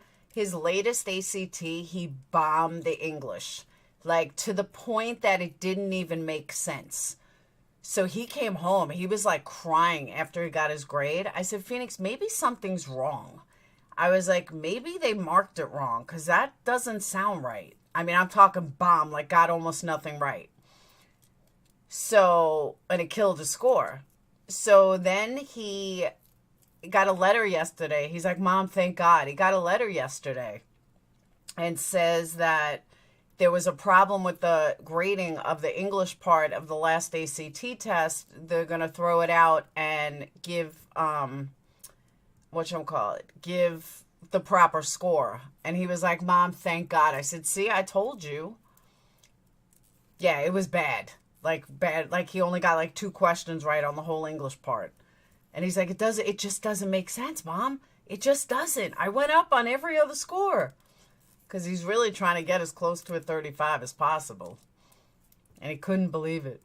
But yeah, he does automatically get an IEP because of his Asperger's. But his Asperger's, most IEPs are based on learning disabilities. He doesn't have one. His thing is just, he needs more time to concentrate. Because concentration is off. So, I know, I'm telling you, Johnny, but it was bad. Bad. And he got over a 30 in every other aspect, except the English that brought his whole grade down. He was freaking out. I mean, he's taking the ACTs and SATs all the time. Every single time they offer it, he's taking it just to get a much better score. Did you ever hear the story of the guy who nearly flunked out of his high school but took the ACT and got a high score and then reevaluated life, became successful? Oh, that's funny. That's like when we did our SATs back in high school. Me and this girl did a tripping on acid. I think I got like a 600. She got like a 1350 tripping on acid. We couldn't believe it. She was getting all these scholarships for colleges. It was crazy.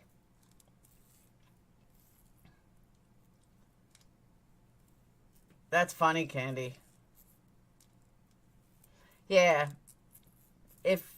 He definitely needed one when he was younger, but I mean, for lack of a better way to say this, it seems like he's almost grown out of his Asperger's. I mean, you could still tell that he's not 100%, but overall, he's generally just a regular kid. He's just so smart. And he just reminds me of one of those, super smart kids that are a little off. That's him. Maybe because he's my son and he's just so good looking that I see differently, but yeah.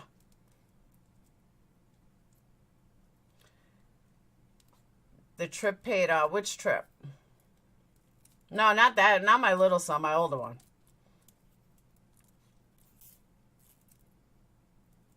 He's gifted, yes. But that's what I'm saying. He's just off a little. But, I mean, we've been working with him for years on, social interaction. He's definitely a people pleaser, though, and doesn't like to say no, and he's a hard worker. What concept you mean as far as his Asperger's? Well, he's learned social cues. He's learned, I don't know how to explain it. He's learned social cues, and he's learned that he can't interrupt people when they're talking, and not everything needs to get off their head. Oh, I don't know. He's been in honors math, though, since 7th grade. In 7th or 8th grade, he tested at like a 12th grade level. Can he clean his room? No.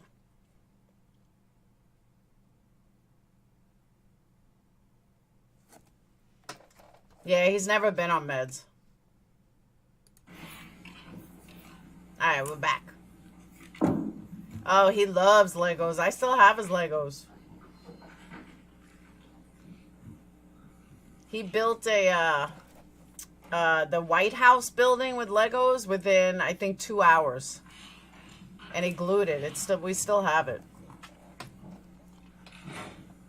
Yes, definitely interrupting. That was his thing. That's what I'm saying, Vamplifier. Like, when you talk to him, he just seems just a little off. Yeah, he loved building. But he knew what he wanted to do from time he was very little. He always said he wanted to get into robotics engineering. And he wants a full sleeve tattoo of a phoenix with flames. His 2 goals in life. And to have a mansion with a house on the side. I mean, a house for me on the side.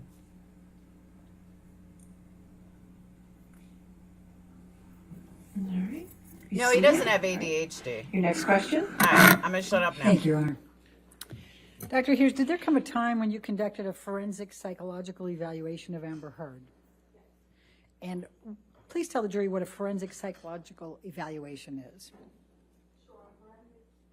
Could you turn it on at the bottom base? Okay. A forensic psychological evaluation is an evaluation that is conducted for the courts to answer a particular legal question. It contains multiple parts. Ms. Heard is not a client of mine. She's never been in therapy with me. She's not under my clinical care. It is an objective evaluation to determine a particular legal question. Forensic evaluation follows a methodology that what we say it's a multi-method, multi-hypothesis-driven methodology, which means I look at a variety of different documents and data, using multiple hypotheses. It's not just one hypothesis, one theory of the case. You're going in looking to see, what possibly could be going on here. And then you use the data to arrive at that opinion. You look for consistency across the data to arrive at that opinion. And the forensic psychological evaluation has many parts. It has the clinical interview part, a structured or semi-structured clinical interview where I'm asking Ms. Heard lots of things about her life, both before Mr. Depp and after. It involves a psychological testing component of the evaluation, which allows me to do a good broad scan of different symptomatologies that people might have in their lives, as well as to have indicators of how she approached the test. Is she defensive? Is she malingering? Is she feigning? Is she exaggerating? It gives me indications about how she approached the evaluation. I review a number of documents, medical records, psychological records, the text, the audio, all the different things that we've had in this case, and then I conduct collateral interviews. So, Dr. Hughes, just to be clear, do you assume everything the victim reports is true when you conduct these examinations? No, of course not. I always approach a forensic evaluation with a healthy dose of skepticism. With any forensic evaluation, there exists a motivation that the individual may be telling you something that is not accurate. It doesn't mean that that's there, but you have to control for that and know that you're looking for, again, what does the data tell you, the external data, about what the person is also telling you. Did the forensic evaluation follow a standard methodology, or was it specific to Ms. Heard? No, this is my standard methodology that I would use with any individual who's in a forensic matter, and I would be called to evaluate them. When did you meet with Amber Heard? Okay, so I met with Ms. Heard for a total of about 29 hours. I met with her for the first time in September 2019. I saw her for 4 visits in live in my New York City office. That's about 21, 22 hours. And then I saw her twice over Zoom. One was in January 2021. And No approach? Okay.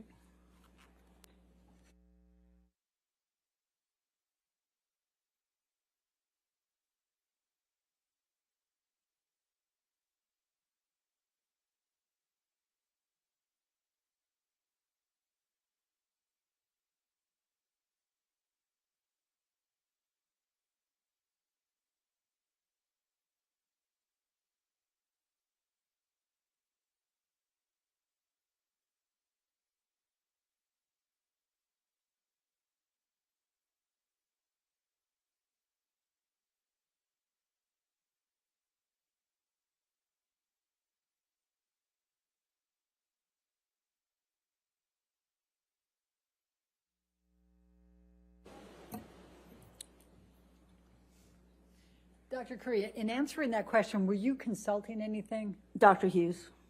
I'm so sorry.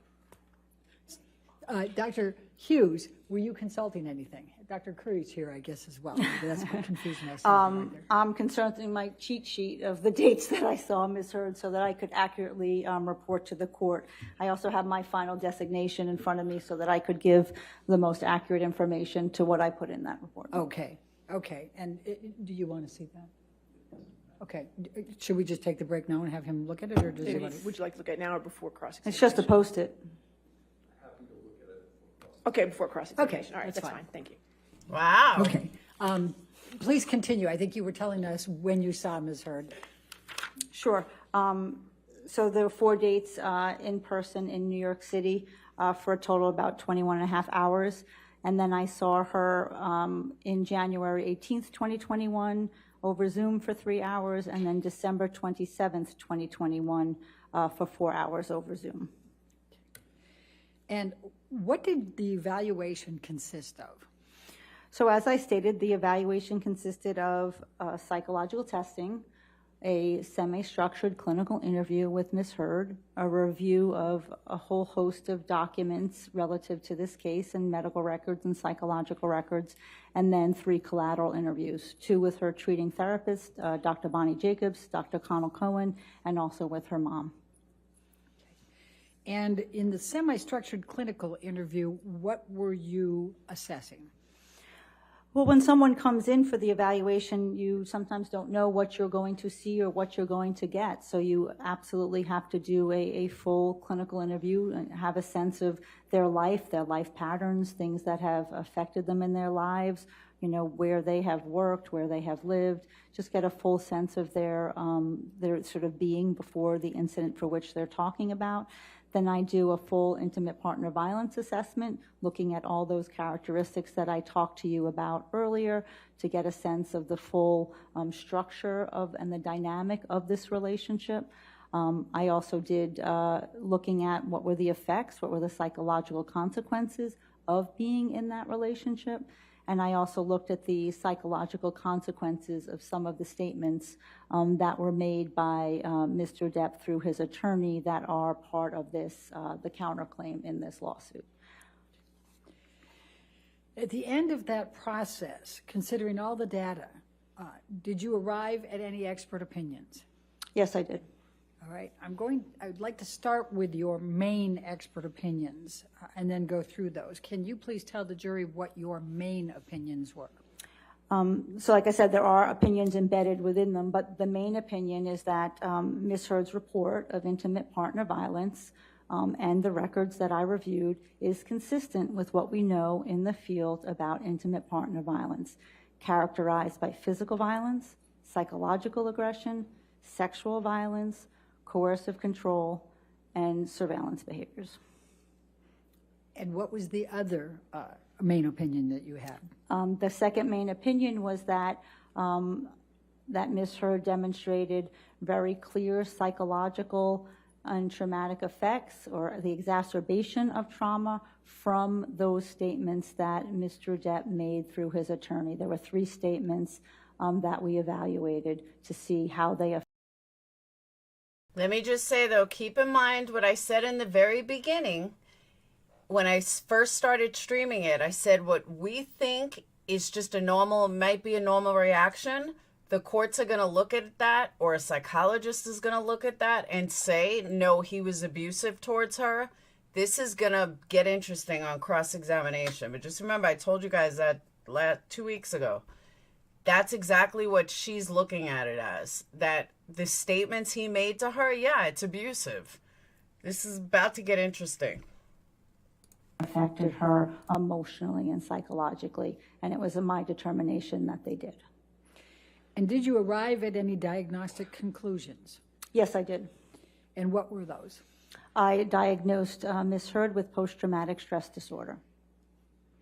And what, if any, etiology was associated with the post-traumatic stress disorder? So the etiology is the cause. In order to meet criteria for post-traumatic stress disorder, you have to have an actual cause. It's one of the few diagnostic entities that we have to have a cause for, and the cause was the intimate partner violence by Mr. Depp. That was what was pushing the symptoms. That was what's related to the intrusive phenomena. That was related to her avoidance. That was related to her differences in her mood. That was related to her avoidance efforts. So it was the cause was the intimate partner violence by Mr. Depp. Now, let's first go back to the forensic evaluation. One last thing. The one thing that I think everybody's forgetting, including the attorneys, this isn't about who abused who. It's about defamation. And the defamation comes in my opinion, that she stated that article was not about him, but it is about him. And it's all about him, right? That's the only thing that this is in, like, that's the only thing that is not being addressed yet, and I don't really understand why, because this isn't a criminal case of who abused who. But she said that it wasn't about him. So who abused you if it wasn't about him?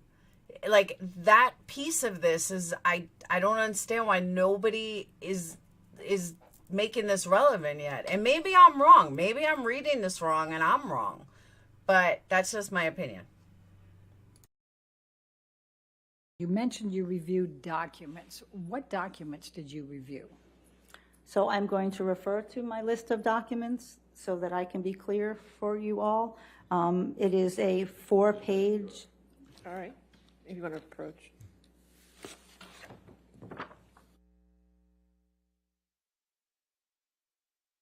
And that's why I'm saying I might be wrong. I'm not an attorney. I could be wrong, but I feel like this has turned into, like, even if he did do it, that wasn't the issue at hand. The issue at hand is she said it wasn't about him. Okay, then who was it about?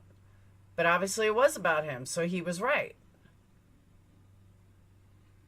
But now he's got to prove it wasn't true. Well, I guess I'm answering my own question. If he's got to prove it wasn't true, then it couldn't actually happen. I don't know.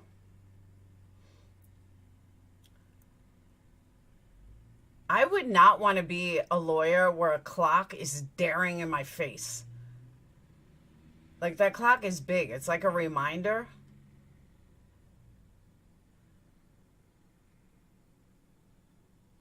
Yeah, I don't think it'll be hung at all.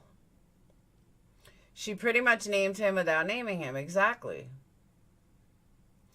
But his legal team, it's very interesting because the one that talks is just sitting back listening.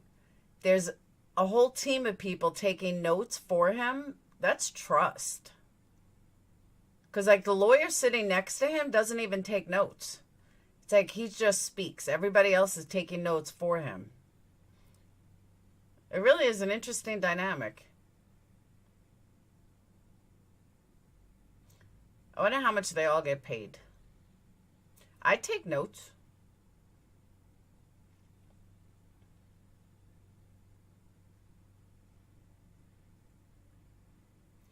Be a note taker, $100,000 a year. Okay, sold.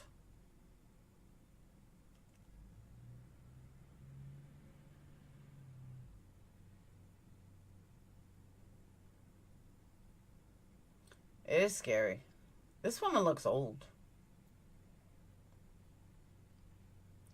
That article ruined his acting career.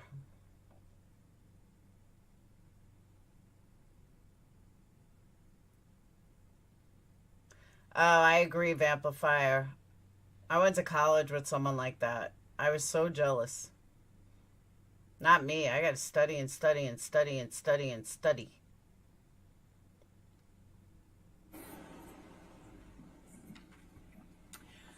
Dr. Curry, if you, I mean, Dr. Hughes, I don't know why I keep doing that. My apologies. My apologies. Dr. Hughes, I think it's the confusion of having her in the courtroom. Dr. Hughes, if you need to consult your notes to answer something, let us know that you need to consult your notes. Otherwise, try to answer to the best of your ability. And then if you need to do that, just let us know you're consulting your notes, okay? The concern is that you not read from them, that you consult them as you need to, okay? Correct. I just don't want this to be a memory test of having conducted many documents, 80 pages of notes, and 12 psychological testings to... You can reference your notes, just don't read from them, okay? Yeah, no problem. Okay, great.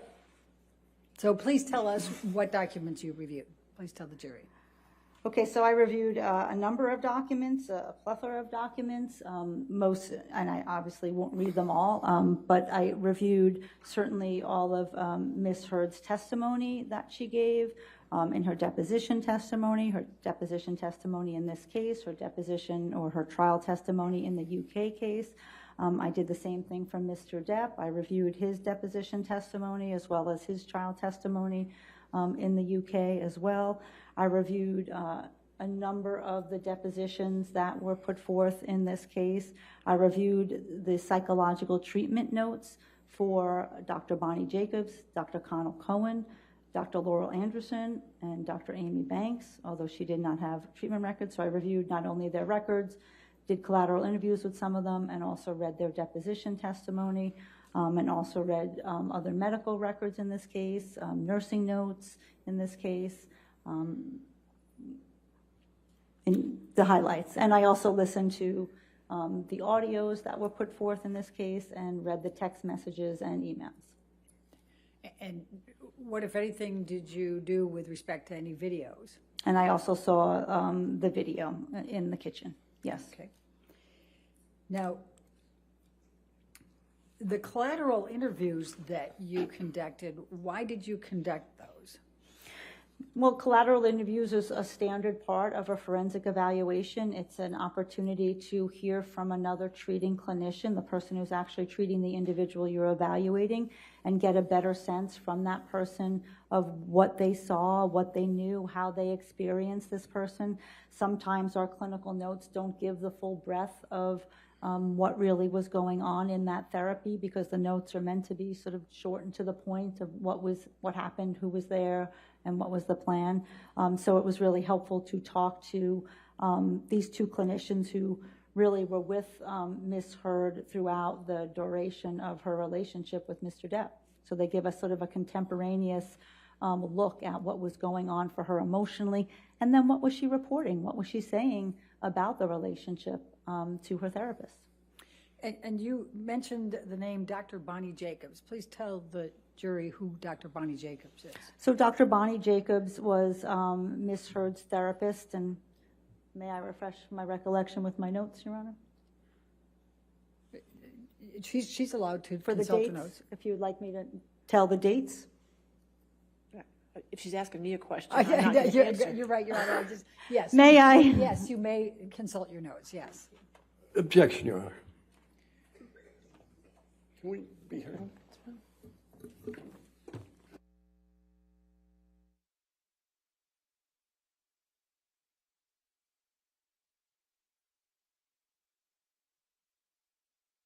He was looking right at me. You guys can see, he looked straight in my eyes. He said, Laura, let's do this. He's just looking at me. Denise, one of my Patreons was talking about that she does it herself. I was like, oh, hell no. She said, yeah, you get used to it and it's much cheaper than going somewhere else. I was like, damn. I want to know why everybody's sitting on her side rather than his side.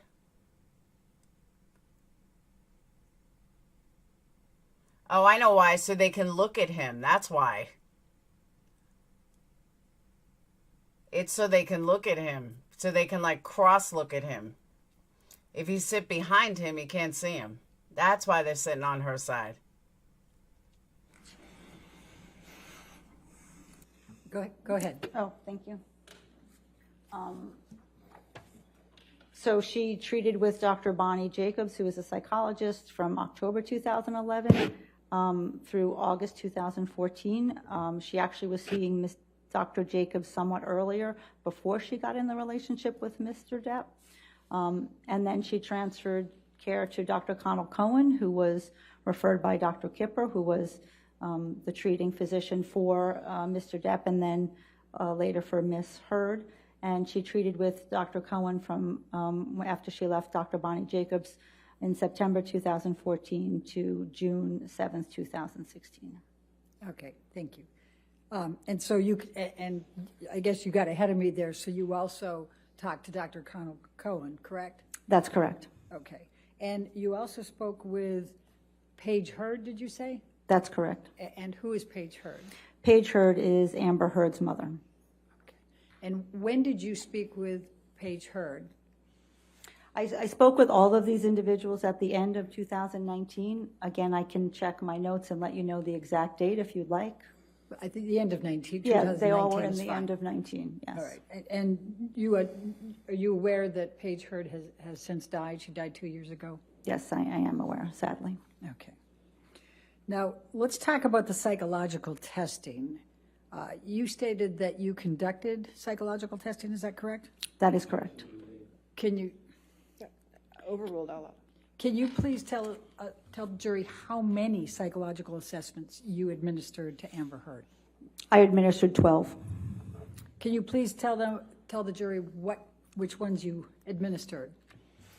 So I am going to refer to my designation that has the list so that I don't forget anything.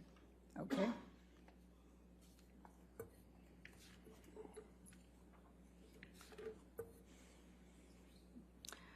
So I administered. Objection, hearsay, Your Honor.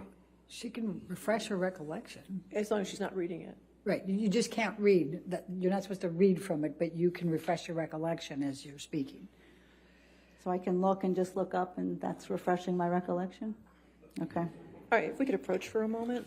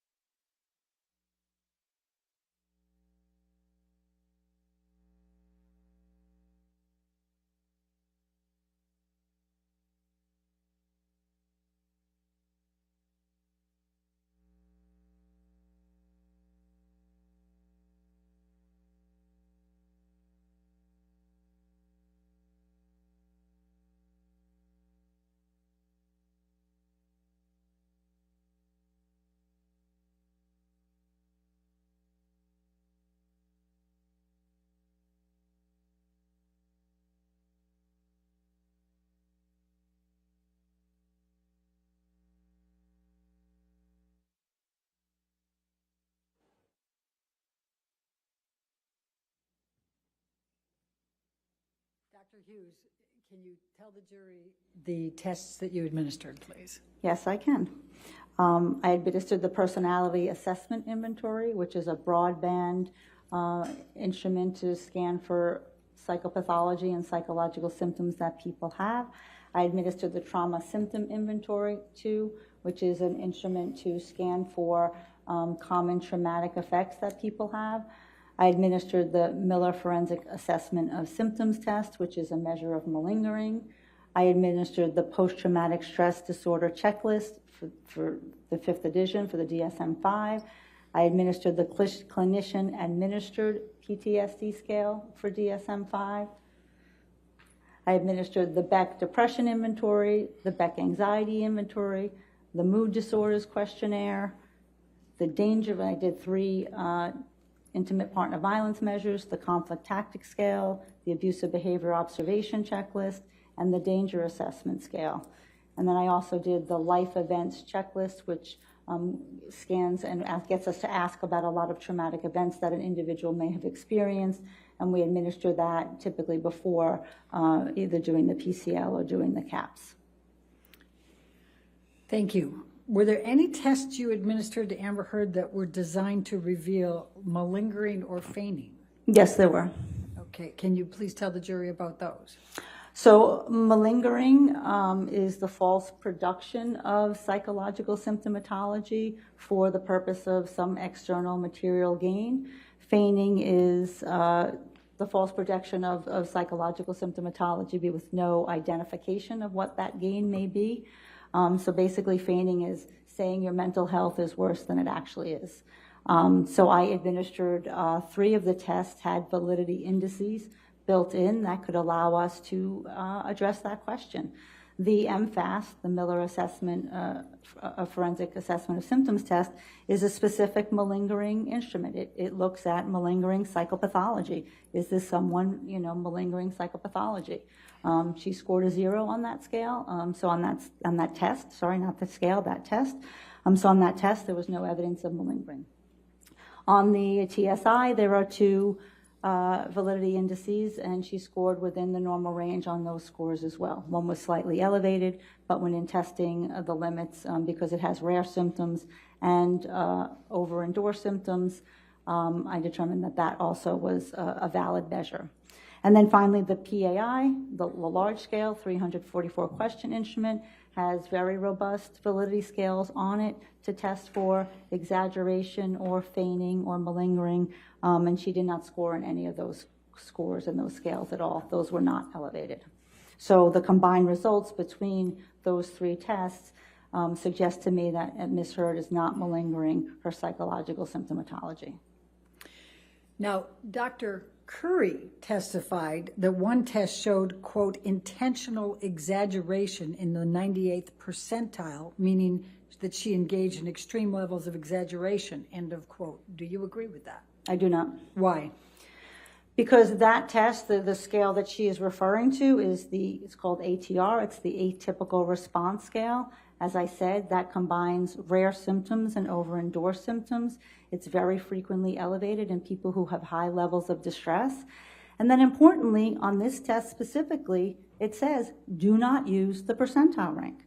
It is in the manual, it is in italices, because the way that this test was normed, it was normed on people who have trauma. So it's what we call negatively skewed. That means it falls on the tail end of the continuum. It is not a normal curve where we would normally think of how a percentile would work. So you would not use the percentile rank on this test. Any narcissist can fool a psychologist. Just to take a test, I could probably fool a test. So, and I'm not a narcissist at all, but I'm saying that if I can fool a lot of these tests, so can a narcissist. A really good actress narcissist, it would be simple and easy to do. That's why I don't understand why she's basing her whole thing on this. It's ridiculous. You want to approach? Yes, please. Okay. I won't the objection.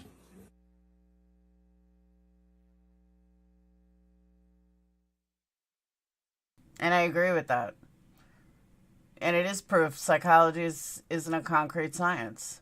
But it seems like that his psychologist spoke to her more, and this one just did random tests. That's kind of what it sounds like.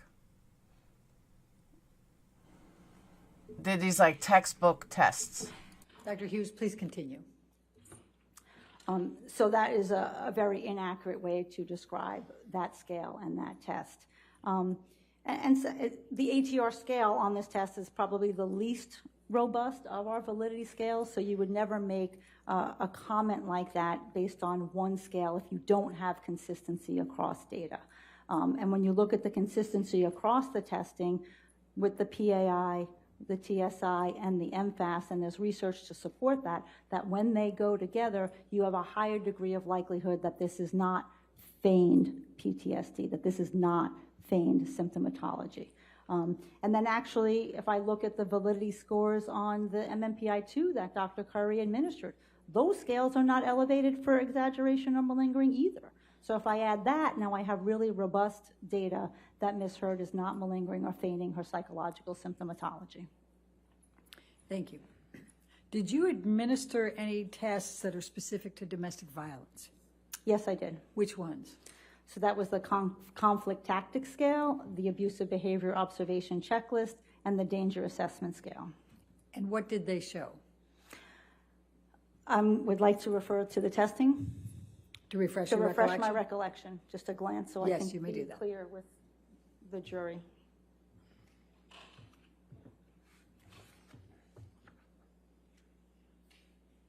Do you know how easy it is to fool a written test?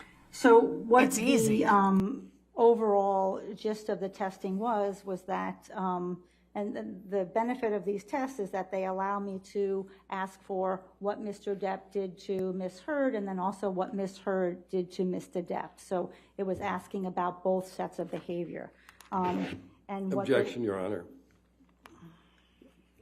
We're back to reading.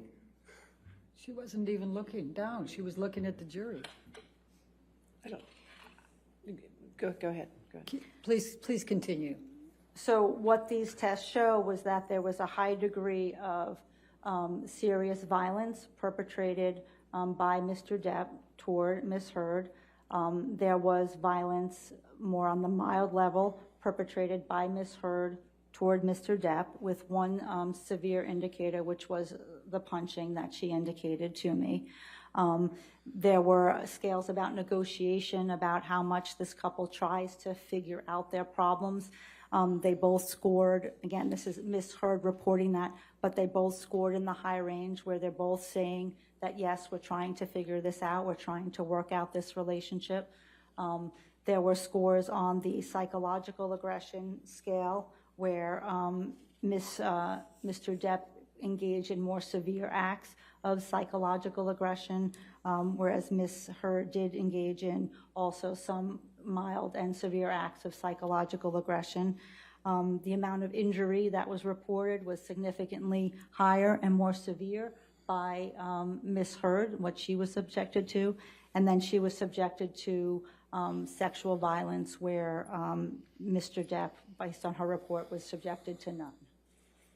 And then on the danger assessment scale, that there were a number of factors that were related to severity in violent relationships and a risk factor. When we look, as I said earlier, when behaviors come up on this scale, they're very worrisome, very scary, and we have to take them seriously. So there were a number of behaviors that came up on this scale, such as Mr. Depp threatens to kill her, the increase in severity of the abuse, the forced sexual activity, the choking behavior, his obsessive jealousy. Objection, foundation. Talking about the test results. Overruled, go ahead. Please continue. The obsessive jealousy, the control aspect, and his threatening of suicide to kill himself. So those were risk factors that placed her in the increased danger range. And this is a range that, says that we certainly have to advise women of their risk and consult with law enforcement if they're involved, or judges if they're involved, because this means that a woman is at risk for more serious or lethal domestic violence. So did the results of the psychological tests you administered to Amber Heard support a diagnosis of PTSD? Objection, leading.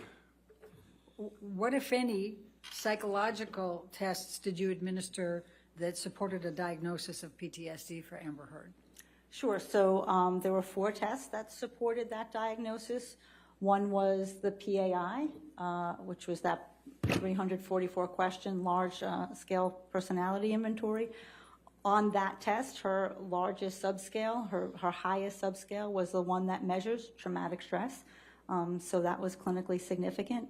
On the TSI, 2 of her scales were the intrusive experiences dimension and the defensive avoidance dimension, 2 of the classic scales of trauma and PTSD. On the PCL, which is the post-traumatic stress disorder checklist 5, that she scored in all 4 domains of PTSD, and that's an instrument that says how much are you bothered by these symptoms, and in all 4 clusters, which would be the intrusive experiencing, when things about the abuse or the trauma enter your mind when you did not want them to. Sometimes they're cued, sometimes they're uncued. She answered in the avoidance category, which is a second category of PTSD, that I do things to try not to think about this, to try not to feel this, to try not to get upset. Sometimes I avoid certain people because they become a trigger for me. She scored in what we call the negative alterations in cognition and mood, changes in her thoughts and feelings as a result of the abuse and trauma, and also in the physiological hyperactivity, the hyperarousal, the hypervigilance, the startle response. So on the PCL, she endorsed symptoms in all 4 of those categories, saying, some of these symptoms are bothering me a lot. And then finally, the clinician-administered PTSD scale for the DSM-5. And what that allows me to do, unlike the PCL, is really look at symptom severity and symptom frequency. How is this really playing out for this individual? And similarly, she scored in all 4 categories of trauma and of having intrusive experiences and nightmares and avoidance efforts and physiological hyperactivity and changes in her mood and her thoughts. And her total score was a 28, which falls in the moderate range. So that means that she has experiencing a moderate degree of post-traumatic stress disorder symptomatology. And those tests allow me to make that definitive diagnosis that she suffers from PTSD. Thank you. What, if any, consideration did you give to Amber Heard's history of childhood abuse in making your diagnosis? I mean, that was a significant consideration, given that we know that childhood, well, first of all, we know that people can experience multiple traumas across the lifespan. And we wanted to make sure that the symptoms that she was experiencing were related to what she experienced with Mr. Depp and not her childhood. And certainly, you know, earlier on in the evaluation and when I evaluated and spoke with her, that was true. And that was also true on the latest measure, the clinician-administered PTSD scale for DSM-5, the CAPS-5. And that's because the content, you have to look at what is the content of the symptom. So it's not that someone says, oh yeah, something traumatic comes into my mind. No, what is it? What comes into your mind? What bothers you? What are the triggers? And those were all specific to Ms. Heard's relationship with Mr. Depp. The reason the childhood is also significant is that we know that if somebody suffers childhood abuse as a child, they are much more likely to have an adult re-victimization.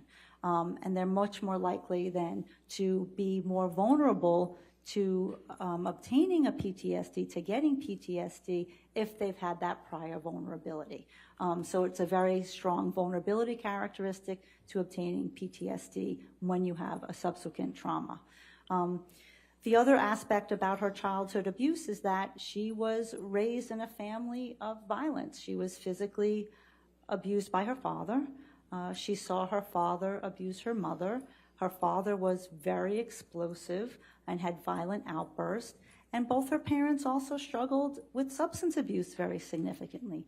So she had learned from a very early age how to caretake, how to live in a situation that is mired in chaos. How do I take care of a parent who's passed out, knotted out from heroin? And how do I get up and get my sister to school? She learned at a very early age that she had to figure out how to do this in this scenario. And I would say lastly, what that environment taught her was that she learned that she could love someone who hurts her. She knew that people who hurt her also can love her. And she learned how to have this tolerance for cognitive inconsistency, this tolerance for two should be diametrically opposed emotions. But she grew up knowing or believing perhaps that this could happen. And she also believed that she could fix him, just like she tried to fix her father and just like she tried to fix her mother. She truly, truly believed that she could fix Mr. Depp and rid him of his substance abuse problems. But that did not work. Did you review Dr. Curry's CAPS-5 that she administered to Amber Heard? Yes, I did. And what, if any, agreement did you have with Dr. Curry's interpretation of the CAPS-5? I didn't agree with her interpretation, having been a trauma psychologist for over 25 years and administered hundreds of these. I found that there were flaws in how she chose to administer it and then some of the coding. Ms. Heard on that CAPS-5 to Dr. Curry certainly reported trauma-based symptomatology related to the abuse by Mr. Depp, but somehow that was not coded as such. And did you review Dr. Curry's MMPI, too, that she administered on Amber Heard? Yes, I did. And do you agree with her interpretations on that test? No, I do not. Why not? Because this profile is a normal profile. There are no clinical scores elevated above 65, which is 1.5 standard deviations of the mean, which is what we use to determine clinical significance. And if none of those scales are elevated, it becomes very difficult for us to make assumptions about a person's psychology and their functioning. Now remember, the psychological testing generates hypotheses about a person that we then, using our clinical judgment, have to make a decision about. We have to make an assessment about it. And if none of those scales are elevated, it just doesn't give us rich information to make those determinations. The one scale which is accurate that was elevated was one that measures defensive responding, sort of a protective responding, an unwillingness to admit minor faults. That was elevated, and that was true.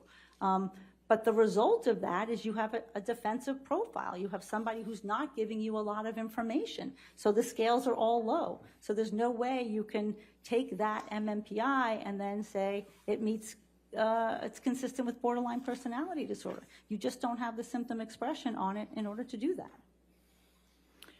And that's my next question here. What, if any, diagnoses did you make of personality disorders for Amber Heard based on your testing? I did not make a personality disorder of Ms. Heard. Why not? For a number of reasons. Number one, a personality disorder requires a pervasive pattern in a variety of contexts. Two key words, pervasive pattern, variety of contexts. That means if her emotional instability, her affect dysregulation, or her fear of abandonment is only occurring in the relationship with Mr. Depp, and we don't have evidence of it before, and we don't have evidence of it after, it is not. All right. Do you want to approach?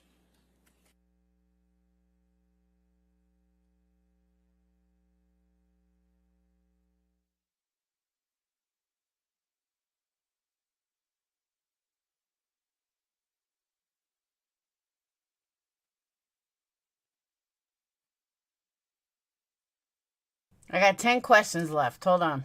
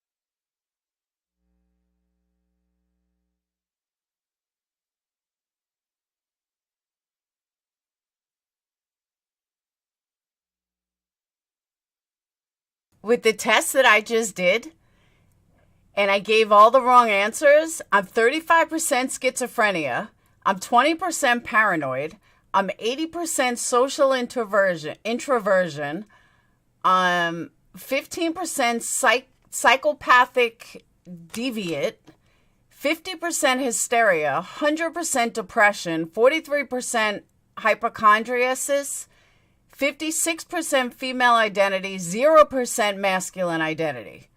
And all I did was lie on the test. I'm 35% schizophrenia. Yeah, no joke. Let's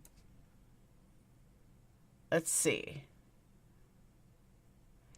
Psychopathic deviant measures general social maladjustment, lack of ethics or morality, and the absence of strongly pleasant experiences. The scale also taps into complaints about other people, life in general, self-alienation, social alienation, and boredom.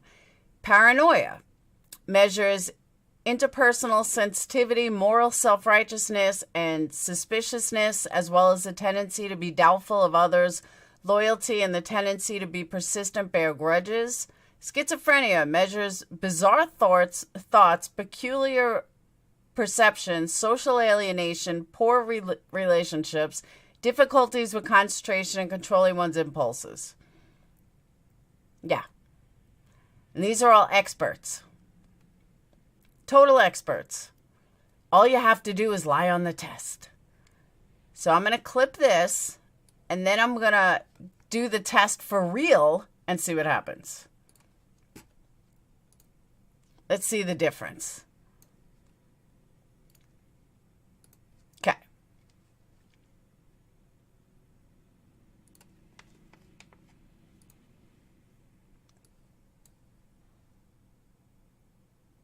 That's freaking crazy, though.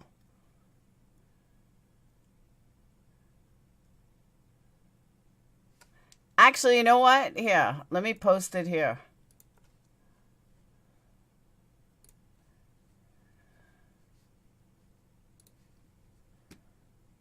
So these are my results.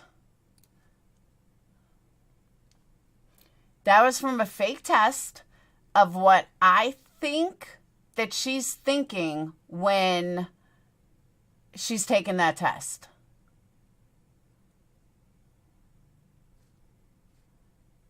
Like, I try to answer it in a way, all right, if I'm trying to prove PTSD and that I've been abused, what answers would I give?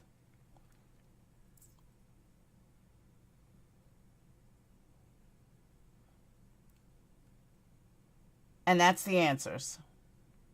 All you have to do is lie. But Peter, it doesn't matter. It doesn't matter if it took me an hour, if it took me 100 hours. The point is, it's a test. If you know what to answer, then you have the answers. It's that simple. Someone that's been abused is not going to write that they like social interaction. Someone that is depressed is not going to say, yes, people look up to me. As long as you know how to read people and you know what answers they want, it's that simple to take the test. That was my whole point. You give me a test that takes me 10 hours, it'll still come up the same result. That part's not going to change. Doesn't matter how long the test is.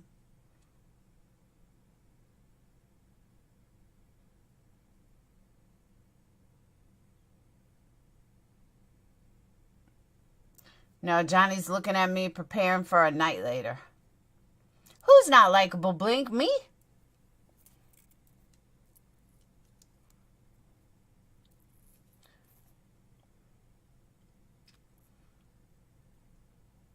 You know, they're basing our whole thing on taking a test. Give me a fucking break.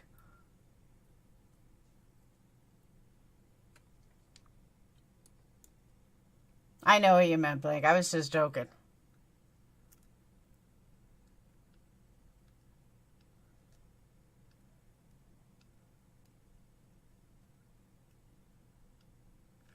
Now I'm going to take a test. It's going to tell me I'm a psychopath.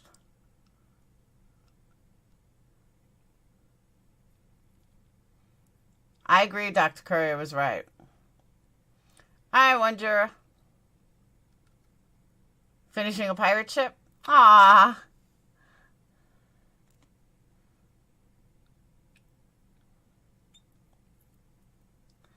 Yeah, but messy hair could be outside and windy. Clock is ticking, people.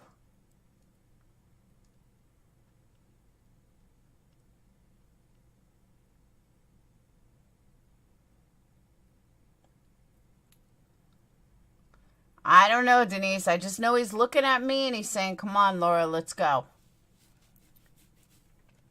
I feel it. I see the look. That's the look he's giving me.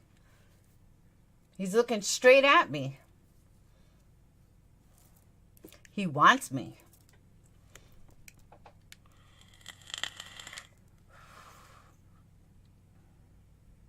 Now, some hater's going to make a video. Probably BB going to make a video. Oh, Laura, he doesn't want you, and take everything I say seriously.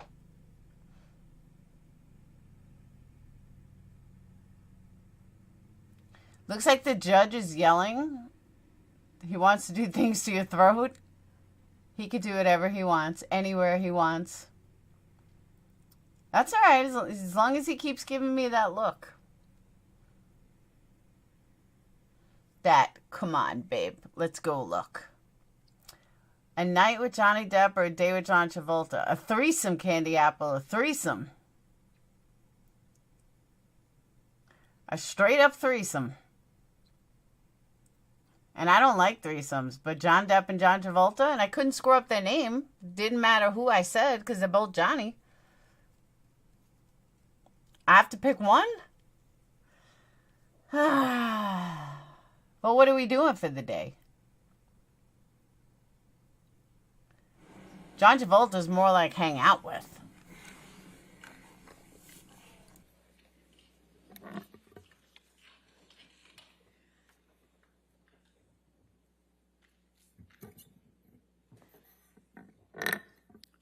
Dr. Hughes, what, if anything, did Dr. Cowan say to you about any type of diagnoses of personality disorders? Dr. Cohen did not diagnose Ms. Turd with any personality disorder. And what, if anything, did Dr. Bonnie Jacobs say about diagnosing Amber Heard with any personality disorders? And Dr. Jacobs similarly did not diagnose Ms. Turd with any personality disorder. Thank you. Now, let's turn back to intimate partner violence. What types of physical violence were reported to you? So there were a number of physically violent behaviors that were reported, that Ms. Heard reported that Mr. Depp perpetrated. He pushed her, he shoved her, he slapped her with the front of his hand and the back of his hand. He choked her, he slammed her into the wall, he pushed her and she fell down. He kicked her in the back. Again, without looking at my notes, that's what I can recall. Okay. And what type of injuries did Amber Heard report to you? She reported mostly bruising, pain, some cuts.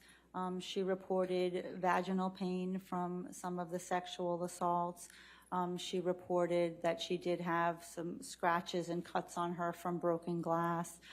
She reported that she believed she may have lost consciousness 2 times, once in the Australia incident and once in the December 15th, 2015 incident. Okay. What type of coercive control was reported or did you find? Leading. Sustained.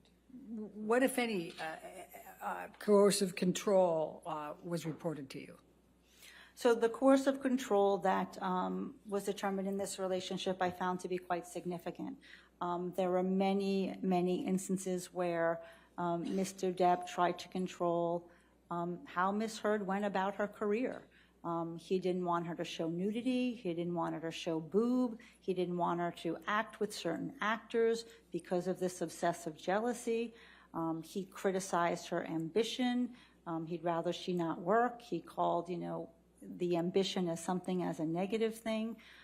It made her very fearful to have to look at scripts or talk about movie roles because he persistently put those down and told her she didn't need to work and she didn't need to do that and she didn't need to show her tits and ass. He didn't necessarily support her work. The way this manifested as well is that he called almost every actor that she had to work with, males and females. So no matter what show she was filming or shooting, he would call the leading actor, he would call the director, he would tell you, I got eyes down there, I got eyes down on the set. So she never felt safe to be herself and be an actress in these films or productions because she'd have to come home and then endure his anger at her for doing something or for not doing something. When she was filming and he was in the same town, she feared that he would show up on the set and, to know what her call sheet, what she was filming that day. She, even told her assistant, don't give it to him, don't let him see it so that he won't show up. And sometimes he did. So it was very trepidatious for her and very anxiety-provoking that he continued to do this.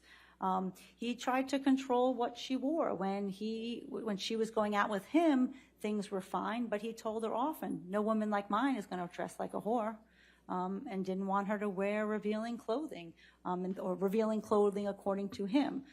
She recalled an incident when she was going on a job audition, and he said, you're going to go out with those tits and ass?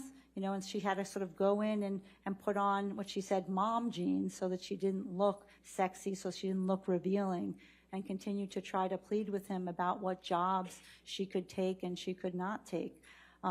This made her be very sort of restrictive and try to conceal things. She would hide her scripts because she couldn't read them in front of him because he would put them down or want to see where there might be nudity, where there might be something where she's doing a love scene.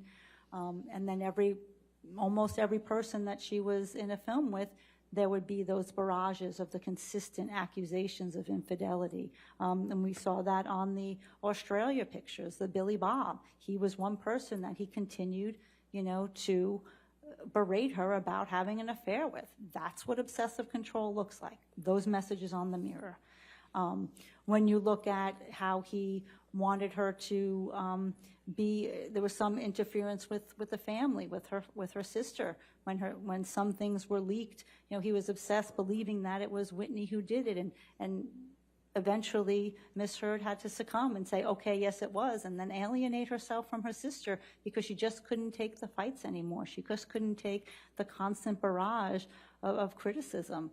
So there were many instances when in terms of their interactions of she would have to text him right back, but when she would text him, he could not answer for days. And it's this sort of, when we talk about, the ghosting, but your husband doesn't ghost you, your partner doesn't ghost you. And there were so many times of this sort of withdrawal of affection, which was on his terms and when he wanted to do it. I'm aware that there is, testimony in this case that, Mr. Depp decided to leave because he didn't want to be violent. And I do think that's true sometimes. I think he did leave in times where he didn't want an altercation. He did leave after an altercation. He did leave and then came back and continued the altercation. So leaving wasn't the defining variable. The problem was that, with this obsessiveness and this perseveration that he had, the fight would always come back. So leaving might end the argument for that moment, but Ms. Heard knew he was always going to come back and he was going to, start the interrogation once again. And what is the effect of the coercive control on Amber Heard? I mean, the effect was drastic. She talked to me that she, her roles consistently dropped over the time that she was in the relationship with Mr. Depp, just because it was so difficult to go on auditions, to want to be in a different location with him. Whenever she was not on location with him, it was very stressful. It was very anxiety-provoking because of the accusations of infidelity.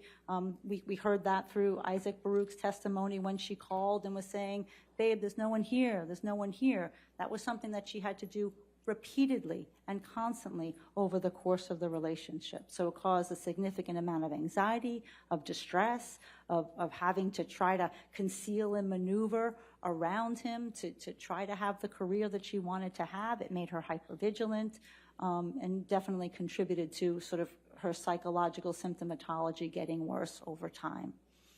What about sexual violence?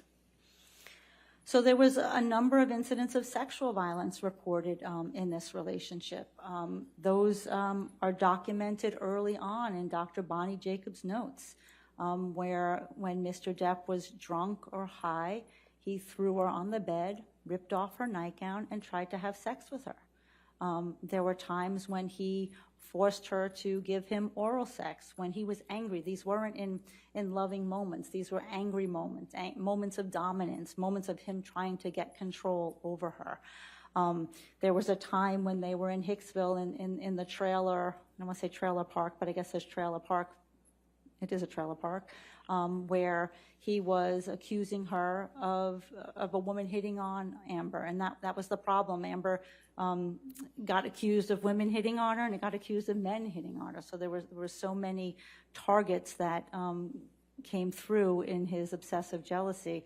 But when he, on that incident when Kelly Sue was accused of hitting on Miss Heard, and they went back into the trailer, Mr. Depp performed a cavity search and ostensibly was looking for drugs and felt it acceptable to rip off her nightgown and stick his fingers up her vagina to look for cocaine, thought that maybe she was hiding them there. And again, these incidents often happened in a drug-fueled rage. There was another incident in the Bahamas where when he got angry, he took his fingers and he put them in her vagina and moved her around violently in the closet. Again, an act of sexual violence. And of course, the incident in Australia was one of the most severe instances of sexual violence that Miss Heard had to endure, in which when he was beating her and choking her and telling her, I'm going to fucking kill you, I hate you, I'm going to fucking kill you, and he grabbed a bottle that was on the bar and penetrated her with that bottle.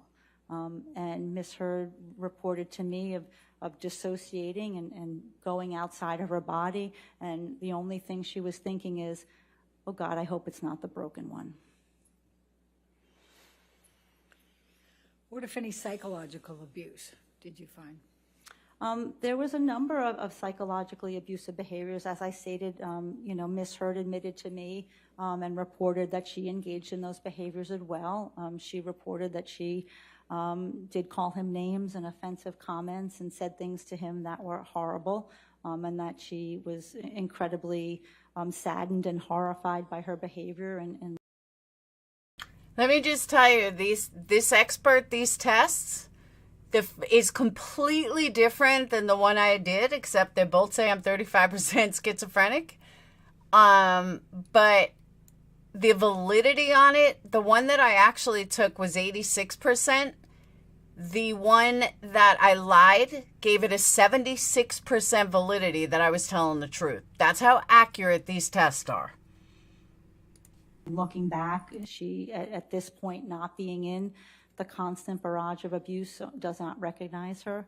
The abuse by Mr. Depp, he called her a number of names, frequently whore, slut, cunt, lesbian camp counselor, easy, ambition. Ambition was a weaponized term in that relationship.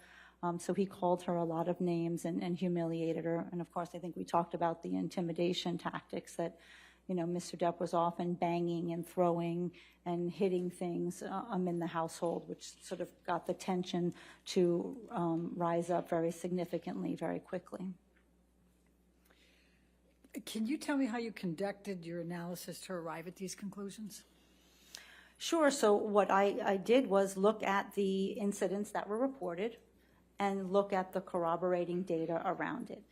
So as we stated, most of these incidents of intimate partner violence happen behind closed doors. Not everyone is going to witness what the parties are reporting behind closed doors. So you look at what is the data that surrounds it. Is there any data before it? Is there any data after it? Is the victim telling somebody in real time about what's happening? Are there therapy notes? Are there pictures? Are there text messages that sort of allow us to fill in the pieces of the picture, even though we don't have exactly what happened at that moment?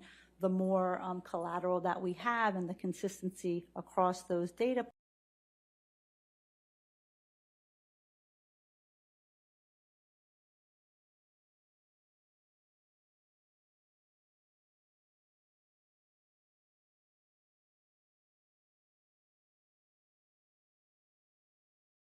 points, it gives us greater confidence in our results.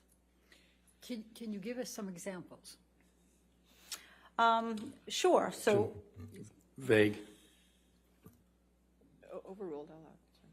So, for example, the Boston plane incident, I think without looking, I know May 24th, 2014. This is the incident where Ms. Heard and Mr. Depp were going to fly back to LA and spend the weekend together. They were shooting at different sites. Ms. Heard is on the plane waiting for Mr. Depp to come on in the tarmac. He's reportedly sitting in the SUV, smoking and drinking, smoking weed and drinking. She is filming with James Franco at this point, and she gets on the plane and he starts talking about James Franco, making a lot of derogatory comments about her, and I hope you had fun with your escapades, and some more inflammatory language. And then in an argument, when she got up to leave, he kicked her in the back, and she went forward on the plane to the front of the plane because he sat in the back of the plane. So if I look at what is the corresponding data to this, there's a therapy note, several notes in Bonnie Jacobs' records that talk about Mr. Depp's increasing use of alcohol and his obsessive jealousy around James Franco before this Boston plane incident. After the incident, Ms. Heard told her friend Io, she told her friend Savannah, she told her friend Rocky. Ms. Heard did not go home. She was afraid to go home. So she went to a hotel because when Johnny was in these states, he would often show up because he's still in that drinking and drugging phase. And he talked about that. That was the roxycodone before he detoxed. He was still in that, high substance abuse phase that he would often show up at night, and that did not feel safe. There was a text from Stephen Duders, Mr. Depp's assistant. All right. You want to approach?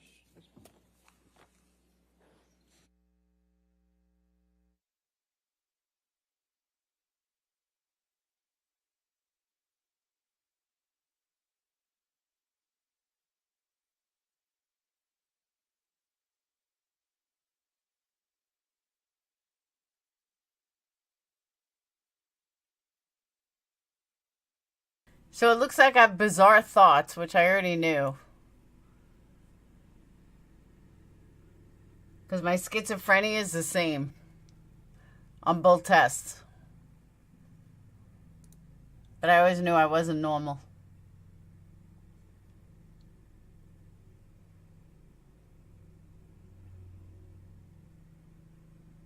Yeah, these tests are so easily faked.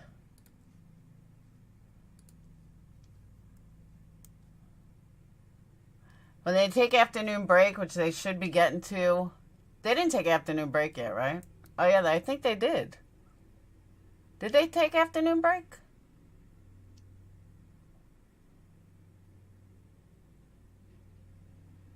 Oh, look. Top one is the one I faked. The bottom one is the real one. Look at the difference. It's a big difference. But it says 72% validity on the one I faked. But schizophrenia is the same.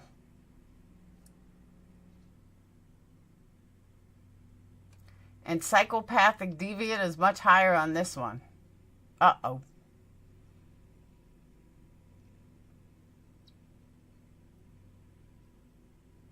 But I mean, that's a huge difference.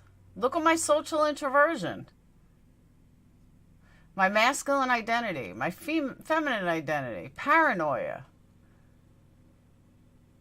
And it gives you a description. Hysteria.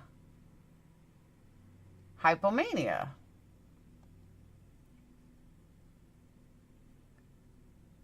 Social introversion is huge. But somebody that is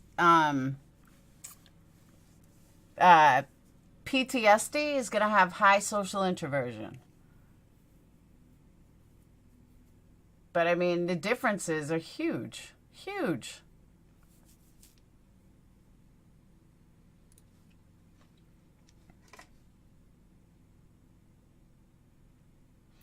Take the MB...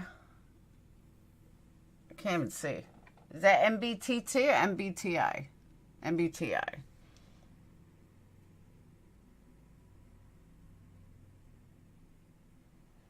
Ted said you were depressed?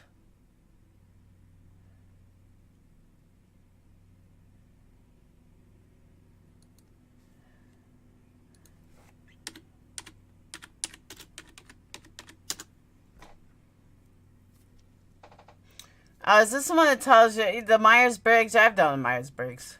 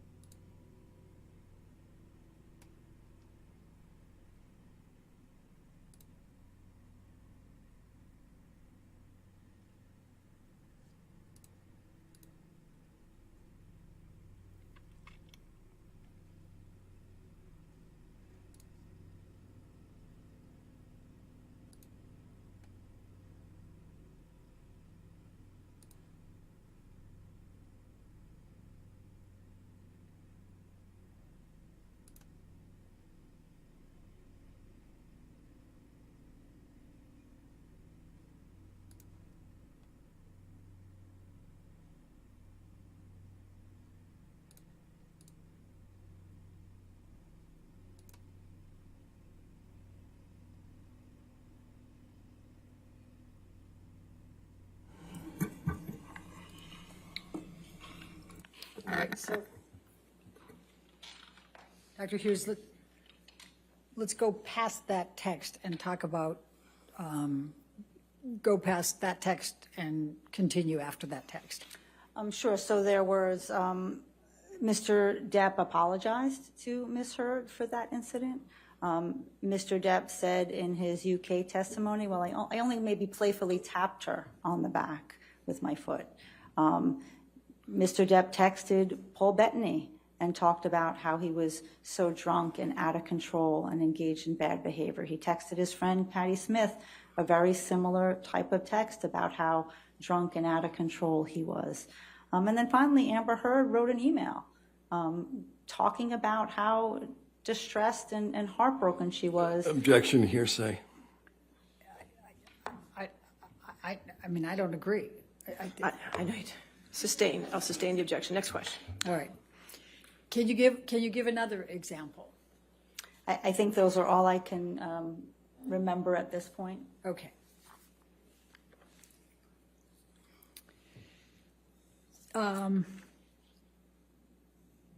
What if any?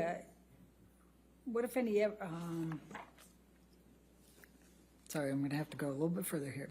So, you concluded that Amber Heard used psychological abuse and some reactive physical violence. I think I heard you say. Is that correct? Objection, leading. Overruled. Can you please explain to the jury what you meant by that?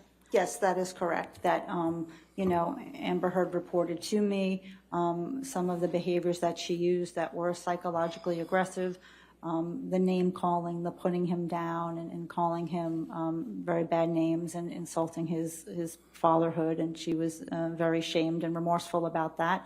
She also indicated, using, and as some of the testing showed, minor forms of violence, pushing, shoving, throwing objects. We see that a lot with women when there's not proportional force. Women are more likely to throw objects. And then the more severe act of punching him, which a punch falls in the more severe category. And the context, as she explained it, was that he was coming after Whitney, and she stood, her sister, and she stood in the way and she punched him. Now, does that make Amber Heard a perpetrator of intimate partner violence? Objection, leading. Overruled. So that was one of the tasks that I had to consider. That was one of the hypotheses that I had to consider. And given all of the other data, that was not my opinion. Okay, thank you. Now, you stated that you read a number of therapy records. Please tell the jury, why are therapy records important?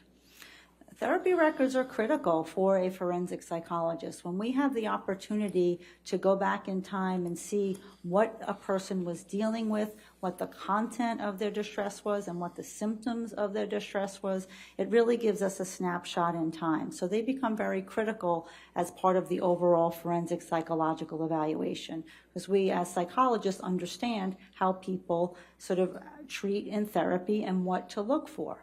So in looking back at Ms. Heard's therapy records, we see sort of real-time unfolding of this dynamic in this relationship. We see early on in her notes in her report with Bonnie Jacobs and in Dr. Bonnie Jacobs' notes, reports of constant concerns about Mr. Depp's substance abuse, constant concerns about him passing out and vomiting, constant concerns about not Objection, Your Honor.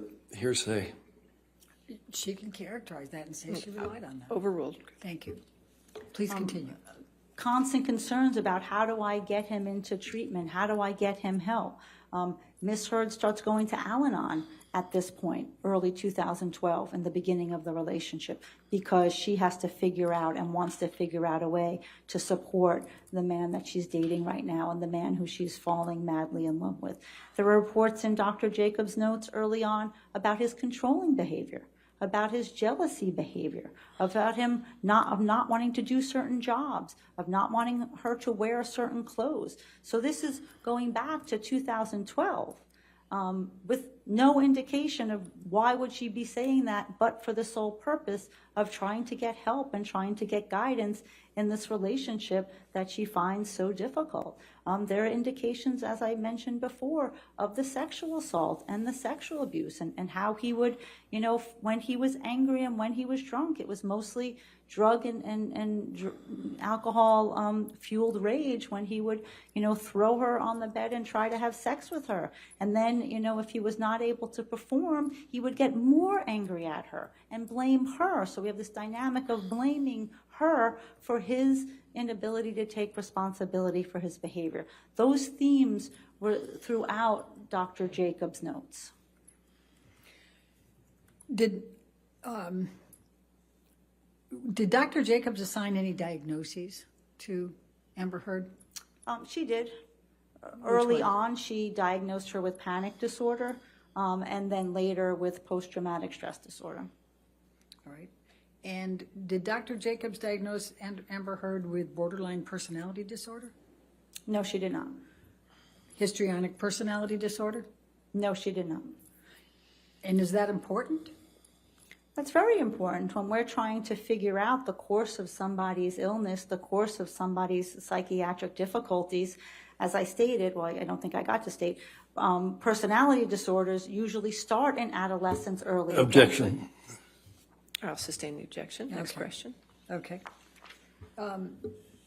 You also stated that you reviewed Dr. Connell Cowan's treatment notes, correct? Correct. And you also read his deposition testimony? Correct. And you had how long of a collateral interview with him? I believe it was 2 hours. Okay. And what did you get from all of that data? So by the time that she gets to Dr. Connell Cowan, which is 2014, I believe, September 2014 is when Dr. Kipper comes on the scene. Ms. Heard's psychological functioning is significantly deteriorated. She's suffering more anxiety, more sleeplessness, more agitation, more emotional dysregulation, this fluctuation in moods. And when you sort of look at the records of what happened in those first 2 years from Dr. Jacobs, and now we have up to Dr. Connell Cowan, and we see all of the incidents that she was exposed to, including the sexual violence and the coercive control, it makes sense to me that her status, her psychological functioning has deteriorated. And in Dr. Connell Cowan's notes, that's what he's always trying to do. He's trying to help Mr. Depp, help her act in a way so that Mr. Depp does not hurt her.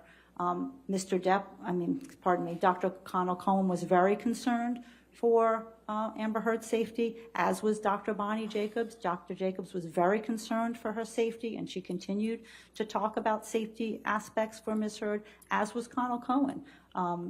They did, both of them, both therapists, understood, and Ms. Heard talked to them about it, that there were times that she fought back and she used violence, and times that she screamed and she said things that she didn't want to. But nevertheless, that did not change the balance for them either, and they were very concerned that because of Mr. Depp's significant substance abuse and his sort of poorly controlled anger, that at some point he was going to seriously hurt her. Did Dr. Cowan provide Ms. Heard with a diagnosis of borderline personality disorder? No, he did not. Did he diagnose Amber Heard with histrionic personality disorder? No, he did not. Is that important? It's important that you have an individual, Ms. Heard, who's in therapy for over 2 years with one therapist and over 2 years with another therapist, and you're not seeing those characteristics of a personality disorder. If the manifestation of a person's difficulties and illness and symptomatology is better explained by another disorder, then you don't qualify for the personality disorder. You can't get the diagnosis. I mean, that's part of the criteria. So if it's not a pervasive pattern in a variety of contexts, and it can't be better explained by her trauma experience and the exposure and the symptoms as a result of that trauma, then you don't get a personality disorder. And that's why they didn't diagnose it. Did you read Dr. Amy Banks' deposition testimony? Yes, I did. And what were her findings? So Dr. Banks had one session, one couple session with Mr. Depp and Ms. Heard. Dr. Banks is very reputable. She works up at the Harvard Medical School Cambridge Victim of Violence Program, which is a very well-known program for understanding. Objection, Your Honor. What's the objection? It's non-responsive to the question. The question was, what was the findings? All right. Tell the jury who Dr. Amy Banks is. And just like I said, so she's somebody who has a wealth of experience in understanding intimate partner violence and the dynamics of violent relationships. But she only had one session with the couple, and it was her determination when they were both there and the violence was talked about that Mr. Depp did not deny the violence that he perpetrated toward Ms. Heard. She also did, as everybody has, all of our other therapists, because Ms. Heard admitted as such, that she also used low levels of violence as well. So Dr. Amy Banks had that opinion. Did you review Dr. Laurel Anderson's treatment notes and read her deposition? Yes, I did. Okay, and what was the significance of what you learned from Dr. Anderson? So Dr. Anderson similarly thought that there was violence and abuse in this relationship. She was the one therapist out of the 4 who qualified it as mutual abuse, which the termination I've talked to you about, I don't necessarily agree with. But she did see and did understand that there was violence and abuse by Mr. Depp. What was most notable was that after the December 15th, 2015 episode, Ms. Heard called her, in addition to calling Connell Cohen, and reached out to a number of people, but she saw Dr. Anderson in her office, and Dr. Anderson saw 2 bruises on her face and told me, my husband kicked me, and he pushed me, and he punched me in the head. And should I call the police? Objection, Your Honor. What should I do? She's not reading, Your Honor. She's just saying the significance. Sustain the objection. Next question. All right. What were your, what conclusions did you make as a result of what you reviewed for Dr. Laurel Anderson? My take of reading Dr. Laurel Anderson's deposition and seeing her, redacted notes was that, from my professional opinion, this was a very serious incident and a very serious allegation of intimate partner violence by Mr. Depp. If a patient comes into my office with 2 bruises and alleges being pushed, shoved, But you didn't call the police. Partner, I'm going to be very concerned, and I'm going to mobilize a lot more resources to help that individual. And for some reason, that did not happen for Ms. Heard. What are your overall clinical impressions from reading these notes from Amber Heard's treatment providers and their couples therapists? Objection, compound. All right, sustained. What are your overall clinical impressions from reading what you told everybody you read? Objection, compound. I mean, I don't know how to get it less compound, Your Honor. Overruled, go ahead. Thank you.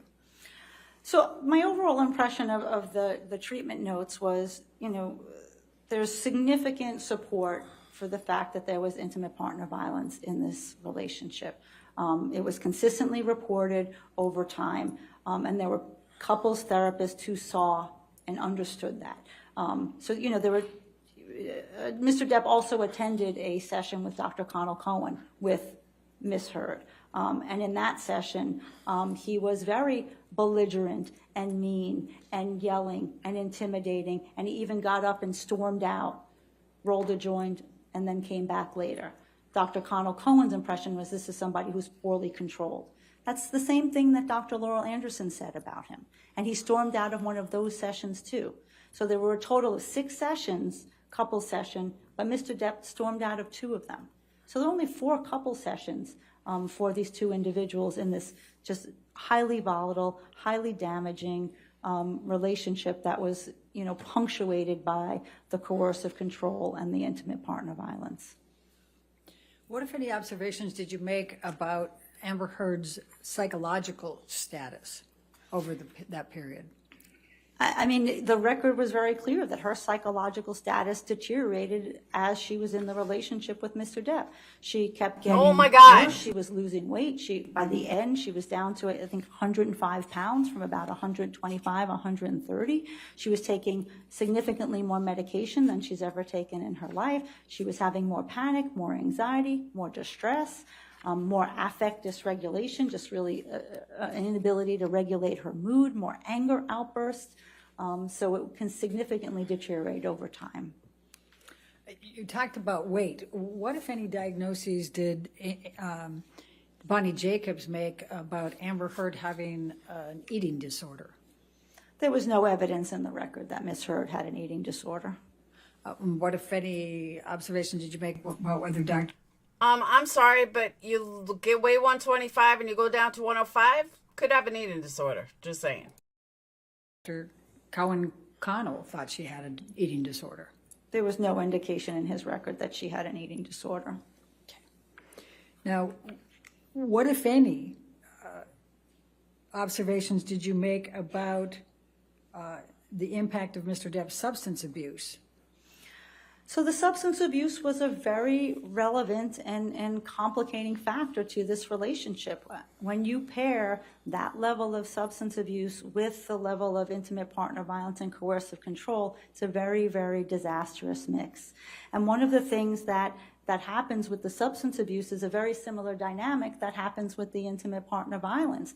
That there's the lying, there's the hiding, there's the cheating, there's the obfuscation, the rationalization. Oh, you mean all the things that she did? About the drinking, the rationalization about the violence, the trying to, promises, I'm going to do better, I'm going to get clean and sober, I'm not going to hit you anymore. Objection, Your Honor. Can I be heard? You can approach. This woman has no business being a forensic psychologist. If she can't see through Amber's bullshit and the rest of us can, that's kind of sad.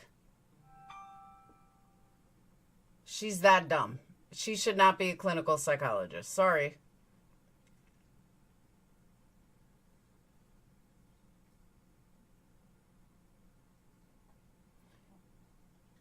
And he's taken this much better than I would.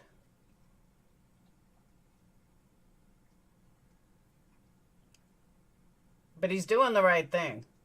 His lawyers told him, make no facial expressions.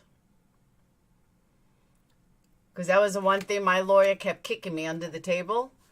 Because I kept making facial expressions and he kept kicking me. Stop making facial expressions. The judge keeps looking at you. I said, because he's lying. Doesn't matter. The judge don't know that. And that's why in our agreement, it says, like, both parties contributed to it. And I'm like, oh my God, no, they did not. I was like, I didn't fucking do anything. Not like, what mattered. But she's testifying for other people. It's bullshit.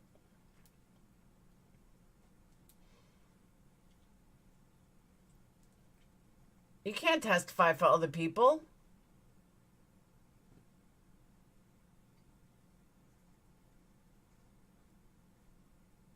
Even the judge is looking at her.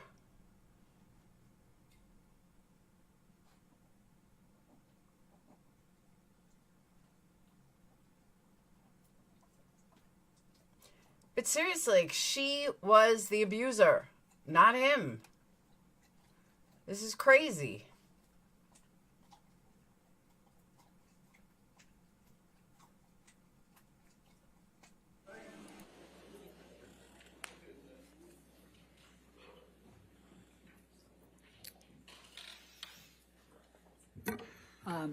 What, if any, dynamics and coping styles are connected to the substance abuse by Mr. Depp?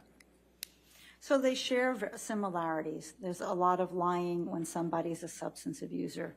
There's a lot of hiding. There's a lot of concealment. There's a lot of rationalization. There's a lot of blame, blaming your partner for your inability to stay clean and sober. There's a lot of the promises to change and the promises to get better. So a lot of these dynamics sort of co-occur, in a situation of substance abuse and domestic violence. They're very similar. The difficulty in this relationship was that the majority of the violent episodes and the sexually violent episodes. Okay, I just got to say this, okay? Tammy, what happened? You're not green. I got to say this, okay? Do not ever compare an abuser and substance abuse. Drug addiction is a disease, not a choice. Well, that's not true. Addiction is not a choice. Drug addiction is a choice. But Johnny's proven over and over he's an addict. So that's not a choice. But she's comparing promises of an abuser, which is not a disease, it's just a sick motherfucker, as with an addict. This woman is so not credible, and I hope that they fucking destroy her. Destroy her. Tammy, how'd you not go green in one day? You were green earlier. Episodes were in these alcohol and drug-fueled rages. That was predominantly when those happened. When he wasn't in those stages, we still saw the obsessive jealousy and the coercive control and the possessiveness. That still persisted. But when the alcohol and the drugs came together is when Amber Heard was more in danger of being hurt by him. Why didn't Amber Heard leave the relationship sooner? I mean, you know why. Objection, speculation, Your Honor. Have you formed, based on your experience and based on your 29 hours of clinical evaluation of Amber Heard, what is your understanding of why Amber Heard didn't leave the relationship earlier? Objection beyond the scope of the disclosure. It clearly is not. I mean, it's clearly in the disclosure. Point to where you say it's not. I mean, Point to where you say it's not. You're- Could you come forward?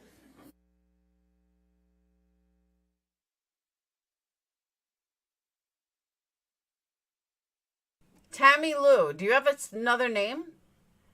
Because I went to tag you and I show both of you. So which is which? Are you a clone? Are you a fake? Are you a fake Tammy Lou? Amber took drugs too.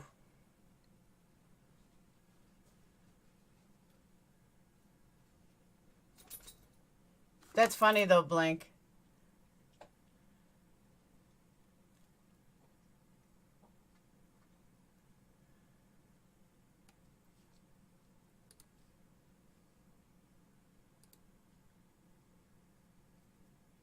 No, appeals are expensive. But that's an abuser to blame somebody else. But don't put drug addiction in the same category as abusers, because they're not.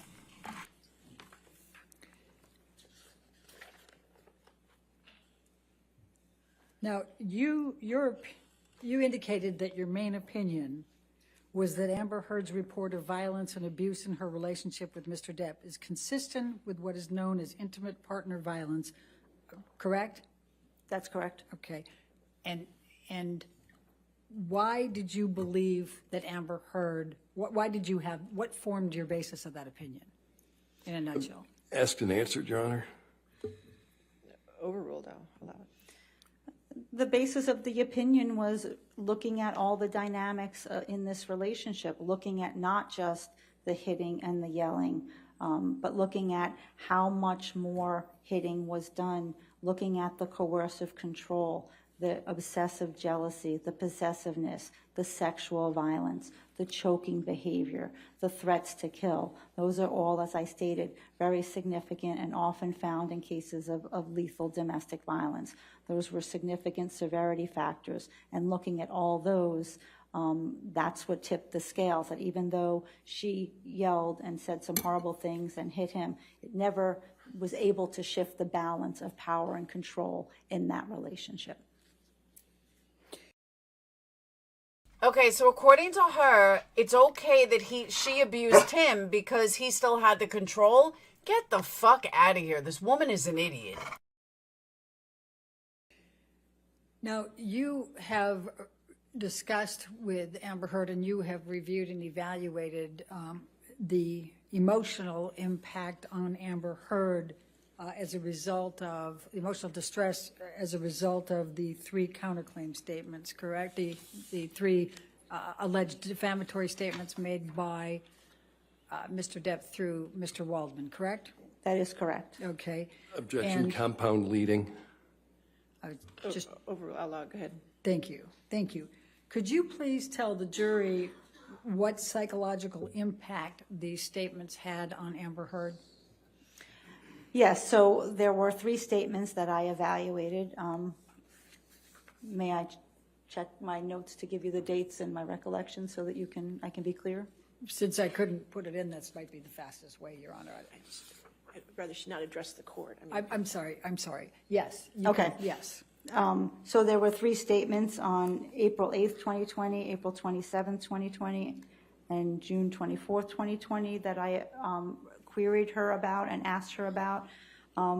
The one that, what happens is if somebody who, like Ms. Hurd, has trauma-based symptoms and PTSD, we say that PTSD is a cue-based disorder. There are things that happen in the environment that trigger it and make it worse. And have to refute that your report of violence and abuse is a hoax makes that trauma activated. So it makes the PTSD symptoms at that time become more intense and more severe. So she would have more intrusive thoughts, more nightmares, more sleeplessness, more difficulty engaging with other people, depression, sadness, stress. All of that would happen when one of these statements came out. The one that was, the most difficult was the one where they said that her sexual violence Objection, Your was Honor. a hoax. What's the objection? I think she's going to the, to. Oh, I'll overrule objection. Go ahead. Please continue. The one that was most difficult for Ms. Hurd was the statement about calling her sexual violence a hoax. As I stated earlier, most women try very diligently to put that sexual violence in a box, bury it down, not want to talk about it, not want to have anything related to it come up. And, she's done, by my estimation in her coping, although she suffers from post-traumatic stress disorder, she also has a high degree of coping strategies. But when this would happen, it sort of everything would deteriorate. And this is the one thing that women are always afraid of, that no one's going to believe them. No one's going to take them seriously. And when somebody comes out in the popular media and calls your experience a hoax, that lended itself to more severe psychological and traumatic symptomatology for her. Dr. Hughes, are all of your opinions that you have provided today within a reasonable degree of psychological probability or certainty? Yes, they are. Thank you. I have no further questions. All right. Ladies and gentlemen, I think this is a good time to go ahead and break for the day. We can have cross-examination and redirect tomorrow of this witness, of Dr. Hughes. So if you could have a good evening, do not discuss the case with anybody, and don't do any outside research, okay? And we'll see you in the morning. Well, all righty. This woman is an idiot who should be disbarred. She offered nothing of substance, and I proved from a test that you can fake a test. You can fake anything. Psychologist doesn't know you. They can only go on the basis that you're telling the truth. And a lot of times people lie. So yeah, I got no respect for this chick at all. At all. But I do have to get to the post office, so I am going to shut down. I will see you guys in the morning. For chat, I will not be around in the beginning because I have a meeting. But I'll keep it running. I gotta check my schedule. My calendar. I have a meeting at 4 and a meeting at 5. So, all right. But I'll see you guys tomorrow. Have a wonderful day. Don't forget, order your candles at intrepidcandlecompany.com. Oh, the meeting. All right, my son just said the meeting tomorrow's online. Yeah, the one in the morning is 5 EP. That I know. So, I'll see you guys in the morning. Peace out.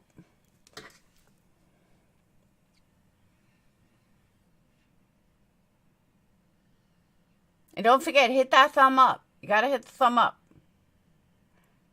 And I will see you guys in the morning.